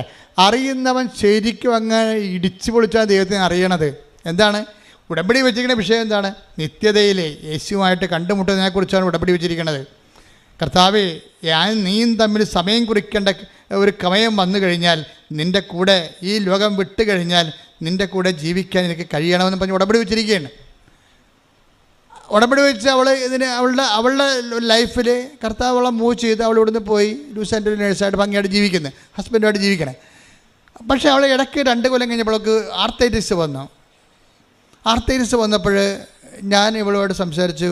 ആർത്തൈറ്റിസ് വരുമ്പോൾ ഇവൾക്ക് ആർത്തൈറ്റിസ് വന്ന് ഇവൾക്ക് വേണ്ടി പ്രാർത്ഥിക്കാനാണ് ഇവളുടെ അമ്മ വരണത്. ഞാൻ പറഞ്ഞു, ആ സബ്ജക്റ്റ് ഇവിടെ എടുക്കത്തില്ല. ഞങ്ങൾ തമ്മിൽ ആങ്ങളുടെയും പെങ്ങളുടെയും ചേട്ടത്തിൻ്റെ മക്കളാണ്. അപ്പോൾ ഞാൻ പറഞ്ഞു, ഞാനിവരോട് പറഞ്ഞു, നമ്മളെ റിലേഷൻസൊക്കെ ഉണ്ട്, ചേട്ടത്തിൻ്റെ മക്കളല്ലേ, സ്വന്തം മക്കൾ. പക്ഷേ നിൻ്റെ ഈ വിഷയം ഞാൻ എടുക്കത്തില്ല. എന്താ, നിൻ്റെ ആർത്തൈറ്റിസ് ഞാൻ എടുക്കത്തില്ല. ഫാമിലിയും ബന്ധമൊക്കെ നമുക്ക് ആ രീതിയിൽ സംസാരിച്ച് പിരിയാം, പ്രാർത്ഥിക്കത്തില്ലെന്ന് പറഞ്ഞു. എന്താ കാര്യം? നിൻ്റെ ഉടമ്പടി പുതുക്കിയിട്ടില്ല, അതാണ് സംഭവം. ഉടമ്പടി പുതുക്കിയിട്ടില്ല. ഞാൻ പറഞ്ഞു, നീ ഉടമ്പടി പുതുക്കിയിട്ട് കറക്റ്റ് ചാനലിൽ അച്ഛൻ കൃപയും നിൽക്കുന്ന സമയത്ത് ആൾക്കാരെ വാ, അതുവരെ എനിക്ക് നിന്നോട് കുറച്ച് കാര്യങ്ങൾ സംസാരിക്കാനുണ്ട്. അപ്പോൾ ഉടമ്പടി പുതുക്കിയിട്ടില്ലാത്തത് കൊണ്ട് ബന്ധുവാണെന്ന് പറഞ്ഞാലും അനിയത്തിയുടെ ആൻറ്റിയുടെ സ്വന്തം ആൻറ്റിയുടെ എന്നെ പഠിപ്പിച്ച ആളെ കൂടിയാണ് ഈ ആൻറ്റി എന്ന് പറഞ്ഞത്, അമ്മയുടെ അനിയത്തി. അവർ ടീച്ചറായിരുന്നു. അപ്പോൾ എൻ്റെ ഫീസൊക്കെ അടച്ചിട്ടൊരു കാലത്തിരുന്ന് അവരാണ് അടച്ചുകൊണ്ടിരുന്നത്. എന്നാലും ദൈവികമായ വിഷയത്തെ വരുമ്പോൾ കോംപ്രമൈസ്, ഒത്തുതീർപ്പില്ല. എന്നാൽ നമ്മൾ ഒത്തുതീർത്തിട്ട് കാര്യമില്ല. കാര്യം അവിടെ ദൈവമാണ് പ്രവർത്തിക്കേണ്ടത്, അല്ലാതെ മനുഷ്യരക്തമല്ല അവിടെ പ്രവർത്തിക്കേണ്ടത്. അപ്പോൾ ദൈവത്തെ പ്രവർത്തിക്കണമെന്നുണ്ടെങ്കിൽ അവർ ഫുൾ ആൻഡ് ഫുള്ളായിട്ട് കർത്താവിൻ്റെ പ്രവർത്തിക്കാൻ പറ്റിയൊരു ഉപകരണമായിട്ട് മാറണം. കർത്താവിന് പ്രവർത്തിക്കാൻ പറ്റിയ ഉപകരണമായിട്ട് മാറണം. അപ്പം ഞാൻ കുഞ്ഞിനോട് പറഞ്ഞു, കുഞ്ഞിനിങ്ങനെ അവൾ ഇങ്ങനെ നിത്യത വെച്ച കാരണം എനിക്ക് ഇഷ്ടപ്പെട്ട കാരണം ഞാൻ അവളോട് സംസാരിച്ചു, നീ ആർത്തൈസ് ഉള്ളിടത്തോളം കാലം ക്രിസ്തു നിൻ്റെ കൂടെ ഉണ്ടെന്ന് നീ കരുതണം. ആർത്തൈസ് നിൻ്റെ ശരീരത്തിൽ ഉള്ളിടത്തോളം കാലം ക്രിസ്തു നിൻ്റെ കൂടെ ഉണ്ടെന്ന് നീ കരുതണം. പിന്നെ പരിശുദ്ധാത്മാവ് എന്നെ വല്ലാതെ അങ്ങോട്ട് തൊട്ടിട്ട് പറഞ്ഞു, എനിക്കും ആർത്തൈസ് ഉണ്ടായിരുന്നു അവളോട് പറയാൻ പറഞ്ഞു. ഞാൻ പറഞ്ഞ് ക്രിസ്തുവിനും 3 മണിക്കൂർ ആർത്തൈസ് ഉണ്ടായിരുന്നെന്ന് പറഞ്ഞു. എന്താണ്, അവൻ്റെ വെള്ളം, അവൻ്റെ രക്തമെല്ലാം വാർന്നു പോയി കുരിശിൽ കിടന്നില്ലേ, 3 മണിക്കൂർ നേരം അവന് സ്റ്റിഫ്. ഈ ലേഡിക്ക് സ്റ്റിഫാണ്, അവൾക്ക് സ്റ്റിഫുണ്ട്. ചില സമയത്ത് 5 മിനിറ്റ് 10 മിനിറ്റൊക്കെ ഇങ്ങനെ സ്റ്റിഫായി പോകും. അപ്പോൾ ഞാൻ പറഞ്ഞ് നമ്മുടെ കർത്താവിൻ്റെ ശരീരവും ഒരു ടൈമത്ത് സ്റ്റിഫായിപ്പോയി. അവൻ്റെ ബോഡിയിൽ അവൻ തലേ ദിവസം അവൻ ഭക്ഷണം കഴിച്ചിട്ടില്ല. പത്രോസ് അവനോട് പറയുന്നുണ്ട്, കർത്താവ് അന്ത്യത്താഴം കഴിക്കണ സമയത്ത് എല്ലാവരും കഴിക്കുമ്പോൾ പത്രോസ് പറയുന്നുണ്ട്, കർത്താവേ നീ കഴിക്കണില്ലേ എന്ന് പത്രോസ് പല പ്രാവശ്യം കർത്താവിനോട് ചോദിക്കുമ്പോൾ കർത്താവ് ഇങ്ങനെ കണ്ണൊക്കെ നിറഞ്ഞങ്ങനെ ഇരുന്നിട്ട് പറയും, കഴിക്കും, നാളെ ഈ സമയത്ത് കഴിക്കുമെന്ന് പറയും. നാളെ ഈ സമയത്തെ വെള്ളിയാഴ്ച സന്ധ്യയ്ക്ക് കഴിക്കുമെന്ന്. എവിടെ കഴിക്കുമെന്ന് പറയണത്? എൻ്റെ പിതാവിൻ്റെ കൂടെ ഇരുന്നുകൊണ്ട് ഞാൻ സ്വർഗീയ ജെറുസലേമിലെ കർത്താവ് പിതാവിൻ്റെ കൂടെ ഇരുന്നുകൊണ്ട് കഴിക്കുമെന്ന്. എന്താ കാര്യം? എൻ്റെ ഇഷ്ടം നേരത്തെ പറഞ്ഞിട്ടുണ്ട്. എൻ്റെ ഇഷ്ടം. ആരെങ്കിലും ഇവന് ഭക്ഷണം കൊടുത്തിട്ടുണ്ടോ, കൊടുത്ത് കാണുമോ നീ? പത്രോസ് തന്നെ ഒരിക്കൽ ചോദിക്കും. അപ്പം പറയും, കർത്താവ് പറയും, എൻ്റെ അപ്പൻ്റെ ഇഷ്ടം നിറവേറ്റുകയാണ് എൻ്റെ ആഹാരമെന്ന് പറയും. Take the bread of God. ശ്രദ്ധിക്കട്ടെ. ഹല്ലേലൂയ, ഹല്ലേലൂയ, ഹല്ലേലൂയ, ഹല്ലേലൂയ. യേശുവേ നന്ദി. ഹല്ലേലൂയ, ഹല്ലേലൂയ. ആരാധന. യോഹന്നാൻ 4:34. യേശു പറഞ്ഞു, എന്നെ അയച്ചവന്റെ ഇഷ്ടം പ്രവർത്തിക്കുകയും അവന്റെ ജോലി പൂർത്തിയാക്കുകയുമാണ് എന്റെ ഭക്ഷണം. അപ്പൊ എന്താ ഉദ്ദേശിച്ചത്? നാളെ എൻ്റെ അപ്പൻ്റെ കൂടെ ഇരുന്ന് എനിക്ക് ഭക്ഷണം കഴിക്കാനുണ്ടെന്നാണ് പറയുന്നത്. 10 ദിവസം കഴിക്കണില്ലേ എന്ന് ചോദിക്കുമ്പോഴേ പട്ടിണി നിന്നുകൊണ്ട് പറയുകയാണ്. നിങ്ങൾ ഓർക്കണം, ഈ കുരിശെല്ലാം ചുമന്നിരിക്കുന്നത് പട്ടിണി കോലമായിട്ട് നിന്നുകൊണ്ടാണ്. എന്തിനാണ് ഇത്രയും വലിയ കുരിശ് എടുത്തതെന്ന് ഓർക്കണം. ഇതെല്ലാം നിത്യതയുടെ വിഷയമാണ്. ഞാൻ മാതാവിനെ കണ്ടുകൊണ്ട് തന്നെയാണ് നിങ്ങളെ കണ്ടുകൊണ്ട് ഞാൻ സംസാരിക്കണത്. നിങ്ങൾ നിത്യതയെക്കുറിച്ച് കൂടുതൽ എന്തെങ്കിലും ദൈവം തന്നിട്ടില്ലെങ്കിൽ അത് ദൈവം തരാത്തതാണെന്ന് നിങ്ങൾ മനസ്സിലാക്കിയാൽ മതി. എന്താ കാര്യം? അതിന് പകരം നിങ്ങൾക്ക് തന്നു കാണും. അതിൻ്റെ പേര് നിത്യത എന്നാണ്. കൈയടിക്കട്ടെ.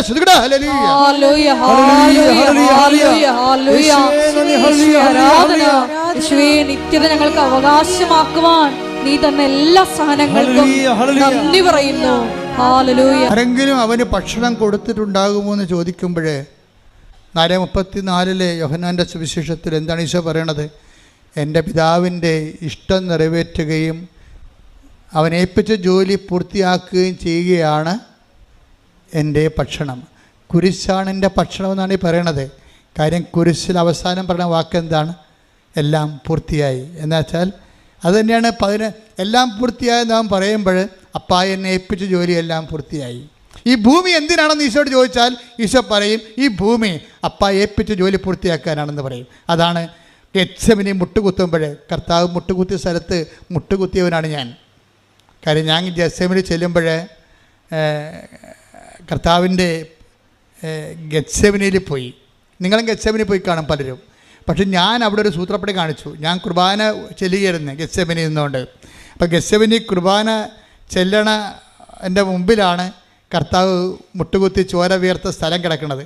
അവിടെ പിച്ചള കൊണ്ട് വലിയ ഒരു പുൽക്കിരീടം ഉണ്ടാക്കി വെച്ചിട്ടുണ്ട്. അപ്പോൾ അവിടെ ഒരു പോലീസ് നിൽക്കുന്നുണ്ട്. അയാൾ അങ്ങോട്ട് നോക്കി നിൽക്കുന്ന സമയത്ത് ഞാൻ എൻ്റെ കൂടെ ഉണ്ടായിരുന്ന ആൻ്റണി പയ്യപ്പള്ളി അച്ഛനാണ്. പയ്യപ്പള്ളി അച്ഛന് കുർബാന കൊടുത്തിട്ട് ആൾക്കാർക്ക് കുർബാന കൊടുക്കാൻ പറഞ്ഞു കുർബാന സ്വീകരണത്തിന് സമയത്ത്. അപ്പോൾ അത് കൊടുത്തിട്ട് അച്ഛനെ മുമ്പോട്ട് കയറ്റി വിട്ട്, അല്ലെങ്കിൽ അച്ഛനും പ്രശ്നം ഉണ്ടാക്കുമെന്ന് എനിക്കറിയാം. ഞാൻ പതുക്കെ വന്ന് വെച്ചും ഞാൻ ഒരു നിമിഷം കർത്താവെ സോറി പറഞ്ഞുകൊണ്ട് ഞാൻ ഈ ഗെത്സെമനി കർത്താവ് മുട്ടുകുത്തിയ സ്ഥലത്ത് ഞാൻ എൻ്റെ മുട്ടുകുത്തിയിട്ട് താങ്ക്സ് ലോഡെന്ന് പറഞ്ഞേ, കർത്താവെ നന്ദി എന്ന്. ഈ ഭൂമിയെ രക്ഷിക്കാൻ വേണ്ടി അവസാനമായി നീ മുട്ടുകുത്തിയ സ്ഥലമാണിത്. ഇവിടെ വന്ന് മുട്ടുകുത്താൻ ഒത്തില്ല, നന്ദി എന്ന്. അന്ന് നീ പറഞ്ഞൊരു വാക്കുണ്ട്. എന്താ പറഞ്ഞത്? 17:4. Take the bread of God. ശ്രുതിക്കട്ടെ. ഹല്ലേലൂയ. യോഹന്നാൻ 17:4. അവിടുന്ന് എന്നെ ഏൽപ്പിച്ച ജോലി പൂർത്തിയാക്കിക്കൊണ്ട് ഭൂമിയിൽ അവിടുത്തെ ഞാൻ മഹത്വപ്പെടുത്തി. അതാണ് അവസാനം പറഞ്ഞ വാക്ക്, ഗെത്സെമനി പറയുന്ന വാക്ക് എന്താണ്? ഞാൻ പൂർത്തിയാക്കാൻ പോണ അപ്പ കുരിശിലേക്ക് പോവുകയാണ്, എൻ്റെ ജോലി പൂർത്തിയാക്കാൻ പോവുകയാണ്. കുരിശ് മരിക്കണ മുമ്പ് തന്നെ മരിച്ചതിൻ്റെ മുഴുവൻ അക്കൗണ്ടിലേക്ക് ആദ്യമേ സമർപ്പിക്കും. എന്താ പറയണത്? പിന്നീട് ഈശോ പറയണത് പിറ്റേ ദിവസമാണ് പറയണത് ഇത് എല്ലാം പൂർത്തിയായെന്ന് പറയണത്. എൻ്റെ മക്കളെ, ദൈവം നമ്മുടെ ജീവിതത്തിൽ നിത്യതയുടെ അംശങ്ങൾ സൂക്ഷിച്ചിട്ടുണ്ട്. അത് നമ്മുടെ കേൾക്കപ്പെടാത്ത പ്രാർത്ഥനയാണെന്ന് ഓർക്കണം. പ്രാർത്ഥിച്ചിട്ടും മാറാത്ത ഒരു രോഗമാണെന്ന് ഓർക്കണം. പ്രാർത്ഥിച്ചിട്ടും നന്നാകാത്ത നിൻ്റെ ഹസ്ബൻഡാണെന്ന് ഓർക്കണം. പ്രാർത്ഥിച്ചിട്ടും കിട്ടാത്ത നിൻ്റെ കുഞ്ഞാണെന്ന് ഓർക്കണം. ആരും ദൈവത്തിൽ നിന്ന് കിട്ടിയതല്ല നമ്മൾ ഉയർത്താൻ പോണത്. എൻ്റെ ദൈവവേദന എന്നെ ഉയർത്താൻ പോണത് ദൈവത്തോട് ചോദിച്ചിട്ട് നമുക്ക് കിട്ടാത്തതാണ്. അതാണ് ദൈവത്തിൻ്റെ അതാണ് നമ്മുടെ ആഹാരം. അതാണ് പിതാവ് നമ്മളെ ഏൽപ്പിച്ച് ജോലി എന്ന് പറയുന്നത്. അതാണ് നമ്മളെക്കുറിച്ചുള്ള ദൈവഹിതമെന്ന് പറയുന്നത്. അത് പൂർത്തിയാക്കാൻ അവസരം കിട്ടുമ്പോൾ ചാടി ഉല്ലസിച്ചുകൊണ്ട് ക്രിസ്തുവിൻ്റെ കൂടെ നമുക്ക് ദൈവത്തെ മഹത്വപ്പെടുത്താനുള്ള ദൈവത്തിൻ്റെ അവസരം ഒരു ദൈവ വിളി പോലെ കിട്ടിയിരിക്കുന്നു എന്നുള്ളത് നമ്മൾ സന്തോഷിക്കണം. അതിൻ്റെ മുഴുവനും കൈയും കാലും വെച്ച രൂപമാണ് അമ്മ. അമ്മയും കുരിശിൻ്റെ ചുവട്ടിൽ നിൽക്കുമ്പോൾ എല്ലാം പൂർത്തിയാക്കിയിട്ടാണ് നിൽക്കുന്നത്. എന്താണ്?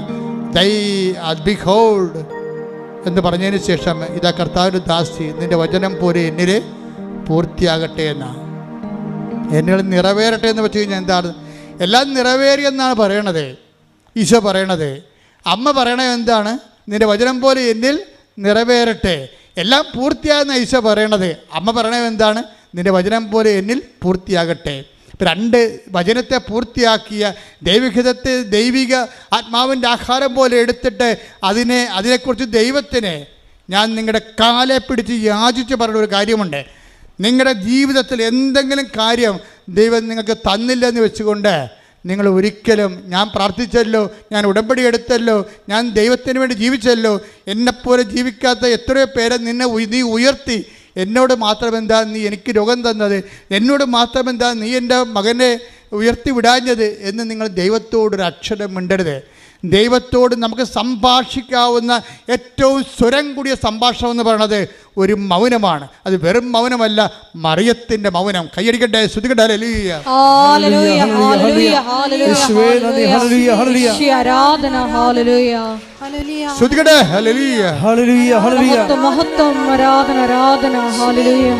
എന്നെ ഏറ്റവും കൂടെ സന്തോഷിപ്പിക്കുന്ന വാക്ക് എന്താണെന്നറിയാവോ? കർത്താവിൻ്റെ 6:33 മത്തായിയുടെ സുവിശേഷം. എന്താ പറയണത്? ഇതൊക്കെ നിങ്ങൾക്ക് ആവശ്യമാണെന്ന് എൻ്റെ സ്വർഗസ്ഥനായ പിതാവിനെ അറിയാം.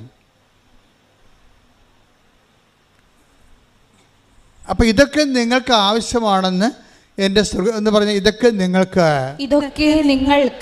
ആവശ്യമാണെന്ന് എൻ്റെ സ്വർഗസ്ഥനായ പിതാവിന് അറിയാം. നമ്മുടെ ആവശ്യങ്ങളെല്ലാം ആർക്കറിയാവുന്നതാണ്? സ്വർഗസ്ഥനായ പിതാവിന് അറിയാം. ഈശോയ്ക്ക് മാത്രമല്ല കേട്ടോ. ഞാൻ എപ്പോഴും അമ്മ പ്രത്യക്ഷപ്പെട്ടിട്ട് ദുരന്തമുണ്ടാകുമ്പോൾ പ്രാർത്ഥിക്കണം എന്ന് പറയുമ്പോൾ ഞാൻ എൻ്റെ കൂടെയുള്ള ഫസ്റ്റ് ക്രൂസിനോടൊക്കെ പറയും, ഇത് അമ്മ ഏകപക്ഷീയമായി എടുത്ത തീരുമാനമൊന്നുമല്ല. അപ്പായോട് കൺസൾട്ട് ചെയ്തിട്ടാണ്, ഈശോയോട് കൺസൾട്ട് ചെയ്തിട്ടും അപ്പായോട് കൺസൾട്ട് ചെയ്തിട്ടുമാണ് കൃപാസനത്തിൽ പ്രത്യക്ഷപ്പെട്ടിരിക്കുന്നത്. എന്താ കാര്യം? ഒരു കൊന്തയും പിടിച്ചോണ്ടോ കൊച്ചിനെയും പിടിച്ചോണ്ടൊന്നും അല്ല വന്നിരിക്കണത്. സീരിയസ് സബ്ജക്റ്റാണ് ഡീൽ ചെയ്യണത്. ദുരന്തമുണ്ടാകുമ്പോൾ പ്രാർത്ഥിക്കുന്നത്, മനുഷ്യരാശിയോട് സംസാരിക്കണത്, അത് കാണിക്കണത് കാലത്തെ നെഞ്ചിച്ചാർത്തിക്കൊണ്ടാണ് കാണിക്കണത്. അപ്പോൾ ഇതൊരു സീരിയസ് ആണ് സഭ. അതുകൊണ്ട് തന്നെ നമ്മൾ പോകുന്ന സ്ഥലങ്ങളിലെല്ലാം ഈ പ്രത്യക്ഷീകരണത്തിൻ്റെ സന്ദേശം കൈമാറിക്കൊണ്ടേയിരിക്കണം. എന്താ കാര്യം? അതുപോലെ തന്നെ കാര്യം ഇതൊക്കെ നിങ്ങൾക്ക് ആവശ്യമാണെന്ന് എൻ്റെ സ്വർഗസ്ഥനായ പിതാവിന് അറിയാവുന്നവൻ. അപ്പം പിതാവിനോട് ചോദിച്ചിട്ട് തന്നെയാണ് കൃപാസനത്തിൽ പ്രത്യക്ഷപ്പെട്ടത് തന്നെയാണ് ഞാൻ കരുതുന്നത്. എന്താ കാര്യം വെച്ച് കഴിഞ്ഞാൽ നമ്മളുടെ IELTS, നമ്മുടെ കാനഡയും, നമ്മളുടെ ലോണും ഇതൊക്കെ നിങ്ങൾക്ക് ആവശ്യമാണെന്ന്, അതൊക്കെ അതിൽ രക്ഷപ്പെടട്ടെ നമുക്ക്. അതായത് എന്തെങ്കിലും കളവും വിലയായിട്ട് നടന്നൊരു കാര്യമുണ്ടോ? മര്യാദയ്ക്ക് ജീവിക്കണ്ടേ? ദൈവത്തിൻ്റെ മക്കളല്ലേ? അപ്പോൾ അതുകൊണ്ട് ദൈവത്തിൻ്റെ മക്കൾ ദൈവത്തിനെ പോലെ മാന്യമായിലൂടെ ജീവിക്കണം. പിന്നെ അതിൻ്റെ അകത്തൊരു അറ്റാച്ച്മെൻറ്റ് ഉണ്ടാകരുതെന്ന് മാത്രമേ ഉള്ളൂ. നമുക്ക് മാന്യമായിട്ട് ഇവിടെ ജീവിക്കുന്നതിൽ ചില ആൾക്കാർക്ക് പറ്റുന്ന പ്രശ്നം നല്ല ആത്മാവല്ലെന്നാ ഉള്ളത്. ഈ മാന്യമായിട്ട് ജീവിക്കുന്നില്ലേ, പക്ഷേ അതായത് ഈ മാന്യമായിട്ട് ജീവിക്കാൻ വേണ്ടി നമ്മൾ ഭൗതികമായ ആനുകൂല്യങ്ങളും ഭൗതിക സാഹചര്യങ്ങളുടെ അപ്ഡേഷൻസൊക്കെ വരുത്തുമ്പോൾ ഉണ്ടാകുന്ന പ്രശ്നം, നമ്മുടെ ഈഗോയും അതിൻ്റെ കൂടെ അങ്ങ് വളരുന്നുണ്ട്. എന്നിട്ട് മറ്റുള്ളവരെക്കാൾ നമ്മൾ കേമന്മാരാണെന്ന് അവിടെ മേൽ അടിച്ചേൽപ്പിക്കുന്നുണ്ട്. അതാണ് പ്രശ്നം. നിങ്ങൾക്കറിയാവില്ല, ചില സ്നേഹം പോലും അമിതമായ സ്നേഹമെന്ന് പറയണത് അമിതമായ അധികാരമാണ്. അതാണ് വിഷയം. അതുപോലെ തന്നെയാണ് ഇതിനകത്ത് വരണത്. എന്ന് വെച്ച് കഴിഞ്ഞാൽ അതുപോലെ തന്നെ സംഭവിക്കുന്നതാണ്. നമ്മൾക്ക് ഒരു കാര്യത്തോട് അറ്റാച്ച്മെൻ്റ് ഉണ്ടെങ്കിൽ അതിൻ്റെ അർത്ഥം അതിൻ്റെ ഓപ്പോസിറ്റ് ദൈവത്തോട് ഡിറ്റാച്ച്മെൻ്റ് ഉണ്ടെന്ന് അതിൻ്റെ അർത്ഥം. അതുകൊണ്ടാണ് പ്രണയത്തേക്ക് ഞാൻ കണ്ണുടച്ച് അങ്ങോട്ട് സപ്പോർട്ട് ചെയ്യാത്തതിൻ്റെ കാര്യം അതാണ്. പ്രണയത്തേക്ക് ഞാൻ കണ്ണുടച്ച് സപ്പോർട്ട് ചെയ്യാത്ത കാരണം ആത്മീയ അപകടം അതിലുള്ളത് കൊണ്ടാണ്. കാര്യം നിങ്ങൾ ദൈവത്തിന് കൊടുക്കുക. പള്ളി വന്നാലും നിങ്ങൾ എന്ത് ചെയ്യും? പള്ളി എത്രയും വേഗം പള്ളി അവസാനിപ്പിച്ചിട്ട് സിമിത്തേരിയിൽ പോയി ആണും പെണ്ണും കൂടി കുരിശിൻ്റെ ചവിട്ടിരുന്നുകൊണ്ട് അമ്മേനെ ചത്തവൻ്റെ കുരിശ് ചാരിന്നുകൊണ്ട് സംസാരിക്കും. അതാണ് പ്രശ്നം. എന്നുവെച്ചാൽ ദൈവത്തിന് കൊടുക്കേണ്ട സ്ഥലത്ത് ദൈവത്തിന് കൊടുക്കാതെ നിങ്ങളുടെ ബോഡി മാംസളമായ കാര്യങ്ങൾക്ക് വേണ്ടി ദൈവത്തിന് നിങ്ങൾ ഡീപ്രമോട്ട് ചെയ്യും. അതുകൊണ്ടാണ് ഞാൻ ഇങ്ങനെയുള്ള പരിപാടികൾ കുടുംബ പ്രാർത്ഥനയ്ക്ക് വിളിക്കുമ്പോൾ വരാം അവളിങ്ങനെ കമന്ന് കിടന്നുകൊണ്ട് മൊബൈൽ വെച്ചുകൊണ്ട് ചോറുണ്ടാ കുളിച്ചാൽ അതൊക്കെ ചോദിച്ചുകൊണ്ടിരിക്കുകയാണ്. എപ്പോഴല്ല ദിവസം ചോദിക്കണത് ഇത് തന്നെയാണ് കുളിച്ചാന്ന്.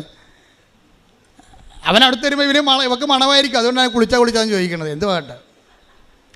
അപ്പോൾ ഇതൊക്കെ ഈ പ്രാർത്ഥനയുടെ ദൈവത്തോട് സംസാരിക്കേണ്ട സമയത്ത് ഇവള് കുളിച്ചിട്ട് തന്നെ വർഷങ്ങളായി. ഇത് അവൻ കുളിച്ചാന്ന് ചോദിച്ചുകൊണ്ടിരിക്കുകയാണ്.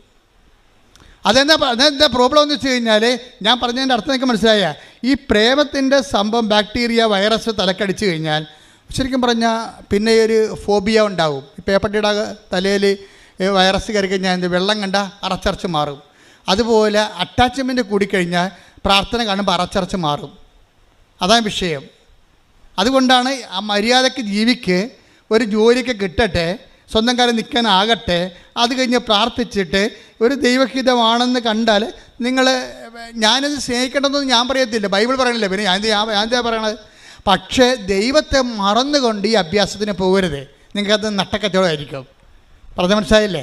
കാര്യം നമുക്ക് ദൈവത്തെ മറക്കുമ്പോൾ ഇതിൻ്റെ പേരിൽ പിന്നെ മാതാപിതാക്കന്മാരുമായിട്ട് കലഹിക്കേണ്ടി വരും. അവിടെ സമാധാനം കളയും. അതാണ് വിഷയം. അവിടെ നമ്മൾക്ക് സമാധാനം ഉണ്ടാക്കി തന്ന മാതാപിതാക്കന്മാരുടെ സമാധാനം കളഞ്ഞിട്ട് നിനക്ക് മാത്രം സൂചിച്ചാൽ ആ സമാധാനത്തിന് എത്ര ആയുസ്സുണ്ടാകും? ഈ ഒരു നടക്ക് ഈ സംഭവം പോകത്തില്ല. അതുകൊണ്ടാണ് സംഭവം. അതുകൊണ്ട് ദൈവത്തെ മറന്ന് ഈ ആൾക്കാരുടെ എല്ലാം, ഞാൻ 10,000-20,000 പ്രേമക്കേസ് എടുത്തിട്ടുണ്ട്. ഈ അണ്ണന്മാരുടെ എല്ലാത്തിൻ്റെയും പ്രശ്നം എന്താണെന്ന് വെച്ച് കഴിഞ്ഞാൽ ഇവരാദ്യം മറക്കണത് ദൈവത്തെ, പിന്നെ മറക്കണത് അത് ഒരാളെ ഒരു കക്ഷിയെ കിട്ടാക്കഴിഞ്ഞാൽ പിന്നെ എന്ത് പറ്റും? കർത്താവ് പറയും എന്നോട് കൂടി ശേഖരിക്കാത്തവൻ ചിതറിച്ച് കളയണമെന്ന് കർത്താവ് പറഞ്ഞില്ലേ? അപ്പം ഈ പെണ്ണിനെ അടിച്ച് മാറ്റിയിരിക്കണത് ആണിനെ അടിച്ച് മാറ്റിയിരിക്കണത് കർത്താവിനോട് ആലോചിക്കാതെയാണെന്ന് മനസ്സിലായത് കൊണ്ടാണ് രാവിലെ ഒരുത്തിനെ സ്നേഹിക്കും, ഉച്ചയ്ക്ക് വേറെ ഒരുത്തിനെ സ്നേഹിക്കും, വൈകുന്നേരം ഒരുത്തിനെ, ഈ 3 പേരും കൂടി ഒരുമിച്ച് കണ്ടെത്തുന്ന കാര്യത്തിൽ ഇവൻ്റെ കാര്യത്തിൽ തീരുമാനമാകും. എന്താ? ചിതറിപ്പോയി. എത്ര ഡൈവേഴ്സുകൾ ഉണ്ടായിരിക്കണത് ഈ ചിതറിപ്പോയതാണ് കാര്യം. എന്നോട് കൂടെ ശേഖരിക്കാത്തവൻ ചിതറിച്ച് കളയുന്നു. അല്ലെങ്കിൽ നിങ്ങളെ ഞാൻ അറേഞ്ച്ഡ് പേരും പറ്റിയ മഹത്വമൊന്നും പറയണില്ല. ഞാൻ പറയണത് ഇത്രയേ ഉള്ളൂ. നിങ്ങളുടെ സ്നേഹം വിശുദ്ധമാകണം. നല്ല ആത്മാവെന്ന് പറയണില്ലേ? നല്ല ആത്മാവെന്ന് പറഞ്ഞാൽ ദൈവത്തെ കക്ഷി ചേർക്കണം. ദൈവത്തിൻ്റെ ആത്മാവെന്ന് വരുമ്പോൾ എന്തുകൊണ്ടാണ് ഈ സങ്കീർത്തനം നല്ല ആത്മാവെന്ന് പറയണത്?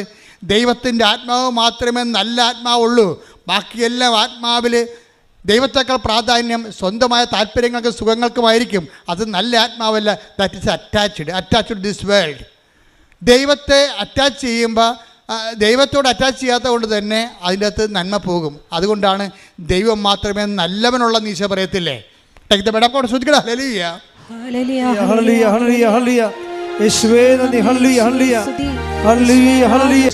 പരമദിവ്യകാരുണ്യത്തിന് ആരാധനയും സ്തുതിയും പുകഴ്ചയും. പരിശുദ്ധ പരമദിവ്യകാരുണ്യത്തിന് ആരാധനയും സ്തുതിയും പുകഴ്ചയും. ഇപ്പോൾ നമ്മൾ സംസാരിക്കുന്ന വിഷയം എന്ന് പറയുന്നത് ഉടമ്പടിയിലൂടെ നമ്മളൊരു ബയലാറ്ററൽ എഗ്രിമെൻ്റ് ചെയ്യണം. എന്ന് വെച്ചാൽ നമ്മൾ ദൈവമായിട്ട് അറ്റാച്ച് ചെയ്യണം. ജീവിതം അറ്റാച്ച് ചെയ്യണമെന്ന് വെച്ച് കഴിഞ്ഞാൽ അടുപ്പിക്കുക ദൈവമായിട്ട്. ദൈവത്തിന് ഫസ്റ്റ് റെഫറൻസ് കൊടുക്കുകയാണ്. ഫസ്റ്റ് റെഫറൻസ് കൊടുത്തു കഴിഞ്ഞാൽ പിന്നെ ഉള്ള പ്രശ്നം എന്ന് വെച്ച് കഴിഞ്ഞാൽ, ഇപ്പം നിങ്ങൾ എൻ്റെ മുറിയിൽ അങ്ങനെ ഞാൻ ആരെയും കയറ്റാറില്ല. അല്ലേക്കുള്ള എൻ്റെ ക്രൂസ് വളരെ എൻ്റെ പ്രോജക്റ്റ് ചെയ്യുന്നവരായിരിക്കണം. എനിക്ക് അവരോട് ഡിസ്കഷൻ ചെയ്യാനുള്ള എന്തെങ്കിലും സീരിയസ് സബ്ജക്റ്റ് ഉണ്ടാകണം. അല്ലാത്തൊരു തരം ചില സമയത്ത് വല്ലവരുടെ കൂടെ ആരെങ്കിലുമൊക്കെ കയറി വരും. വേറെ ചില പ്രധാനപ്പെട്ട കക്ഷികൾ ചില സീരിയസ് ടോക്കുകൾ നടത്താൻ വേണ്ടി വരുമ്പോൾ മര്യാദ ഉള്ളവരാണെങ്കിൽ ഫോൺ വരുമ്പോൾ അവർ അച്ഛാ ഇത് സീരിയസ് ഫോണാണ്, ഞാൻ ഇന്ന് എടുത്തോട്ടെ എന്ന് ചോദിച്ചിട്ട് പുറത്തോട്ട് പോകും. ചില ആൾക്കാർ അവിടെ ഇരുന്ന് ഫോൺ ചെയ്യും എൻ്റെ മുമ്പിലിരുന്ന്. അപ്പം അവരുടെ കാര്യത്തിൽ തീരുമാനമാകും. പിന്നെ എന്താണ്, ഞാൻ 5 മിനിറ്റുള്ള ആ ചാപ്റ്റർ ക്ലോസ് ചെയ്യും, അയാളെ പുറത്താക്കും. എന്താ കാര്യം, അയാൾ എൻ്റെ അടുത്ത് ഇരുന്നുകൊണ്ട് വേറെ ആൾക്കാരെ വിളിക്കുകയാണ്. ഇതുപോലെയാണ് പ്രാർത്ഥനയുടെ വിഷയം. പ്രാർത്ഥനയിൽ നിങ്ങൾ നിൽക്കുമ്പോൾ അതിനകത്ത് നിന്നുകൊണ്ട് പ്രാർത്ഥനയേക്കാൾ ദൈവത്തേക്കാൾ പ്രാധാന്യമുള്ള വേറെ വിഷയങ്ങൾ നിങ്ങൾ ഒന്നാം സ്ഥാനം കൊടുത്തു കഴിഞ്ഞാൽ ഉടമ്പടി നിങ്ങളുടെ ഉടായ്പാവും. അത് ഭയങ്കര സീരിയസ് വിഷയമാണ്, ഭയങ്കര. അതായത് ഇത് ഞാനായിട്ട് ഉണ്ടാക്കിയൊന്നുമല്ല കേട്ടാ. ഈ പ്രശ്നം നമുക്കുള്ളത് കാരണമാണ് കൽപ്പന എഴുതിയപ്പോഴും പറഞ്ഞു, നിൻ്റെ കർത്താവ് ദൈവം ഞാനാകുന്നു, ഞാൻ അല്ലാതെ. അതാണ് ഈ വേറൊരു ദൈവം ഇടയ്ക്ക് കയറി വരും. അത് ലവ് അഫെയറിലും ഉണ്ടാവും. വേറെ ദൈവമായിട്ട് നിങ്ങളുടെ പ്രണയ സഖാവ് കയറി വരും. അതാണ് വിഷയം. വേറെ ദൈവമായിട്ട് തരും. കാര്യം അവനാണ് തീരുമാനിക്കുന്നത്, അല്ലെങ്കിൽ അവളാണ് തീരുമാനിക്കുന്നത് നമ്മൾ പള്ളിയിൽ പോകണോ വേണ്ടേന്ന്. പറഞ്ഞ പോലെ അതാ നമ്മൾ കുമ്പസാരിക്കണോ വേണ്ടേന്ന് തീരുമാനിക്കണ ആരാണ്? കുമ്പസാരിച്ചാൽ പിന്നെ ഇവൻ്റെ തോണ്ടലും തൊഴിലൊന്നും നടക്കത്തില്ലാത്തതുകൊണ്ട് അവളോട് പറയുന്നത് കുമ്പസാരിക്കണമെന്ന് പറയും. ആ പന്നി പറയണം മാത്രമേ ഇവിടെ കേൾക്കത്തുള്ളൂ. തീർന്നില്ല, ഇവിടെ കാര്യത്തിൽ തീരുമാനമായില്ലേ? This is situations. അപ്പോൾ ഇതിൻ്റെ പ്രാക്ടിക്കൽ സൈഡ് ഒരു പക്ഷേ ദൈവത്തിന് ഗെറ്റ് ഔട്ട് അടിക്കണപ്പോൾ അതാണ്. അതുകൊണ്ട് തന്നെ ഉടമ്പടിയിലുള്ള മക്കൾ വളരെ സൂക്ഷിച്ച് വേണം ഇക്കാലങ്ങളിൽ. നിനക്ക് ഫ്രെയിം ഓഫ് റെഫറൻസിൽ ഫസ്റ്റ് റെഫറൻസ് നിൻ്റെ ദൈവം തന്നെയായിരിക്കണം. പ്രാർത്ഥിക്കുക, കർത്താവായ ദൈവമേ, എൻ്റെ ജീവിതത്തിൻ്റെ എല്ലാ കാലങ്ങളിലും ദൈവത്തിൻ്റെ വചനങ്ങൾക്ക് ഒന്നാം സ്ഥാനം കൊടുത്തുകൊണ്ട് ജീവിക്കാൻ ഉടമ്പടിയുടെ ഉത്സാഹത്തോടെ ജീവിക്കാൻ എന്നെ സഹായിക്കണമേ. ശ്രുതികട ഹല്ലേലൂയ.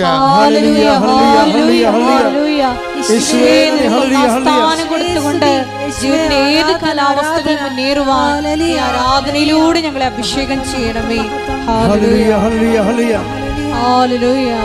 ആരാധന, ആരാധന യേശുവേ, ആരാധന,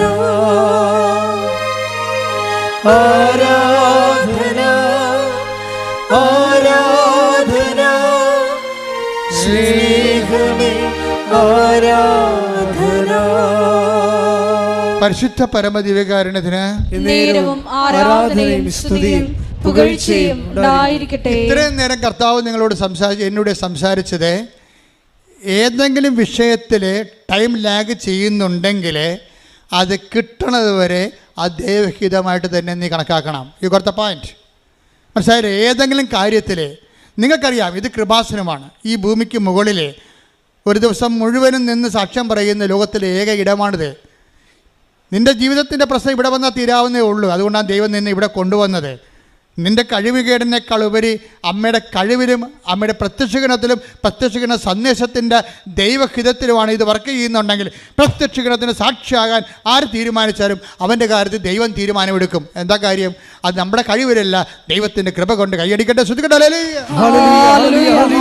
ശുദ്ധ പരമ ദിവ്യകാരുണ്യത്തിന് ആരാധനയും സ്തുതിയും പുകഴ്ചയും ഉണ്ടായിരിക്കട്ടെ. അതുകൊണ്ട് ഞാൻ നിങ്ങളോട് വളരെ വിനയത്തോടെ അപേക്ഷിക്കുകയാണ്, ഒരു കാരണവശാലും ദൈവത്തിനോട് എതിർത്ത് ഒരു വാക്കും പറയരുത്.